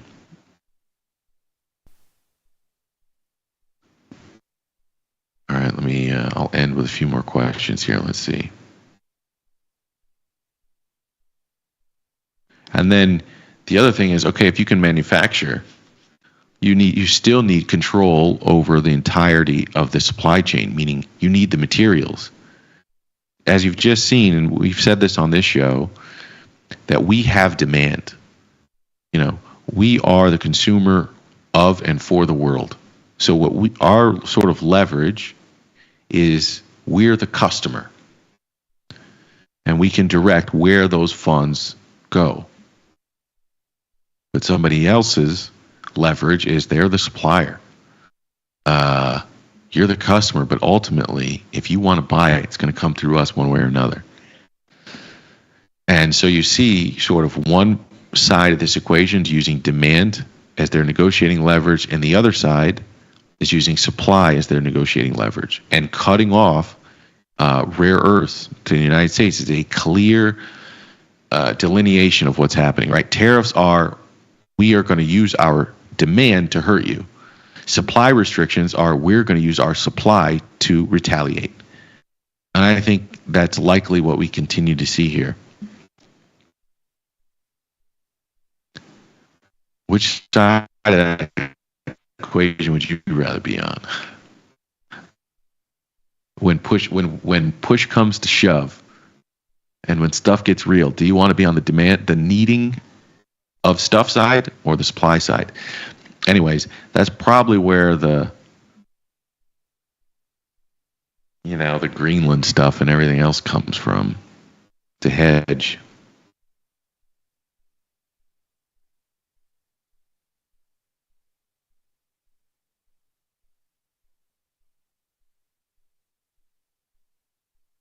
If you can afford it, smarter to buy a house when rates are high, which tends to dampen housing prices, and then refi when rates drop and housing prices rise in response. Monthly payments are key. Money wandering, I couldn't agree with that more. Robots need servicing, less people, yes. Better jobs, yes. However, I think we should tax all robots for Social Security. Here's the thing, Jeremy. I don't disagree with you, but let me just, it's this funny thing that will happen. So you're still always dealing with comparative advantage between nations. So if you imagine, Jeremy, that in the United States you've got a tax on robot labor, what you can do is in India or Vietnam or Singapore or Hong Kong, like name anywhere else, right? You can offer robot manufacturing that is tax-free. So now you've got an issue where people are going to open up their robot factories in a different country because they have a more favorable taxing scheme. So I'm not saying I disagree with you. I'm just saying that you gotta think through the global competition too, not just the domestic one.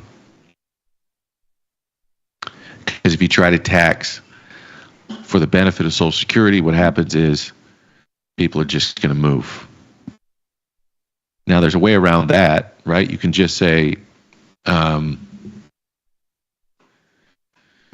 you can just tax on the consumption end. So if, let's say, you build a product somewhere, and this is going to get super nasty. I'm not going to do this.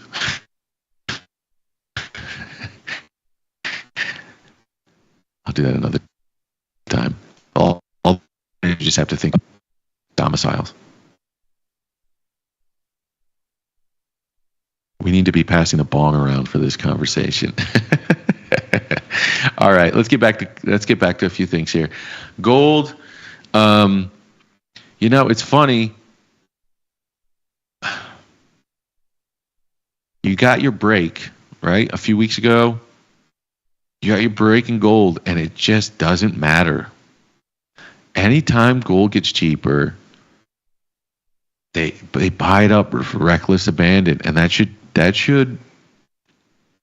maybe that says something about we're just overpriced.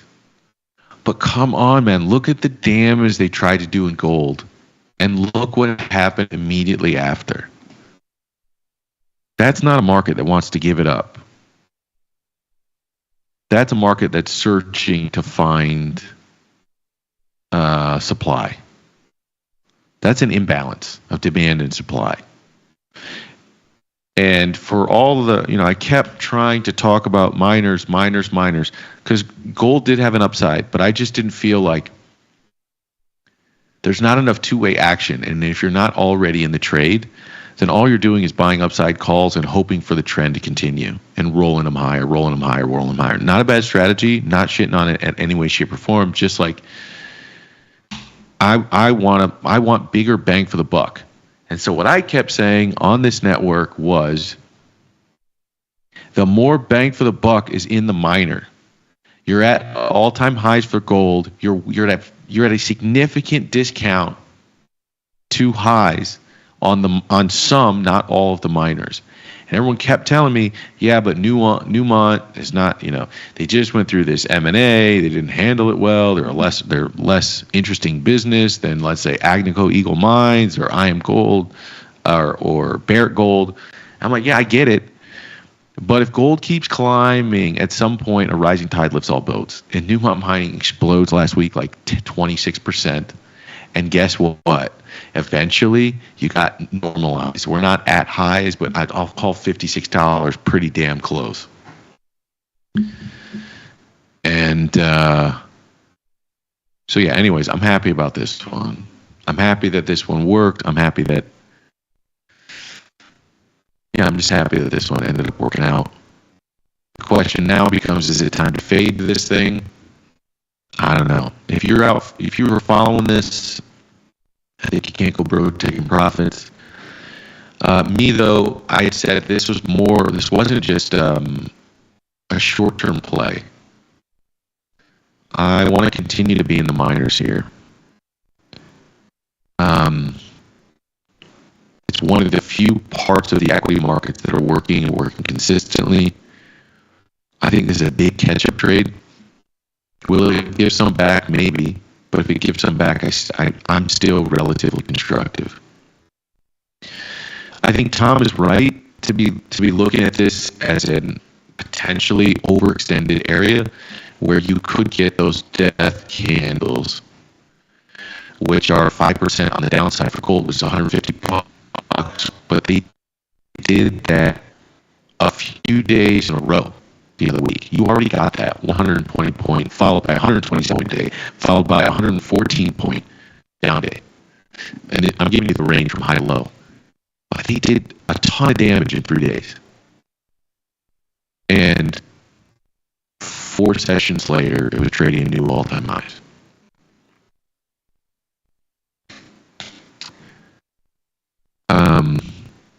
And it's not as if stocks are super cheap here. If I looked at the S&P, and the S&P was, let's call it 4,800, and gold was at 3,300, then I would go, okay, if the market gets a bit less fearful,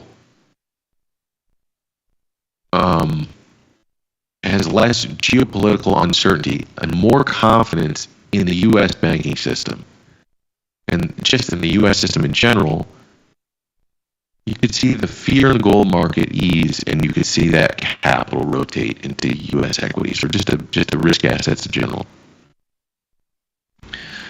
But that's not really. I mean, we're at 5,400. It's not like a lot. Where would that capital go? If you got just a huge puke in gold and it normalized back down to 2,000,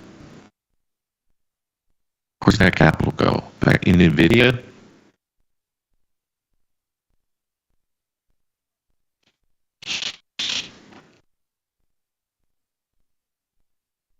I don't think it's anytime soon. Your Jones. A couple more. Do the robots retire at 65? At Victor Jones, and that is where the tariffs come in. Yeah, I get it. I get it, man. I get the problem, Jeremy. And I also think when people like Stan Druckenmiller,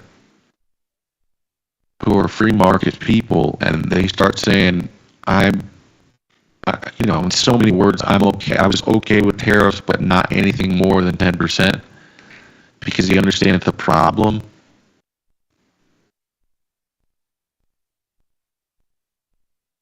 I don't think this is crazy, the strategy. I just think the way it's being rolled out leaves a lot of opportunity for a self goal. Money Wandering says so-called rare earth minerals aren't that rare. It's just that China has cheaper extraction costs. Noted.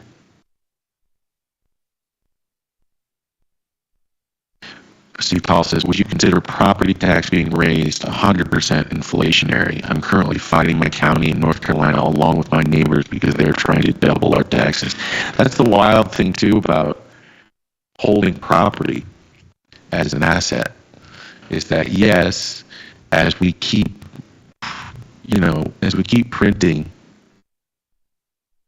to do something in response, as we keep printing in response to the crisis that we face, home prices benefit, but then they just jack your property taxes, and the cost of maintenance goes higher, the cost of insurance goes higher. So it's like, how much are you really benefiting?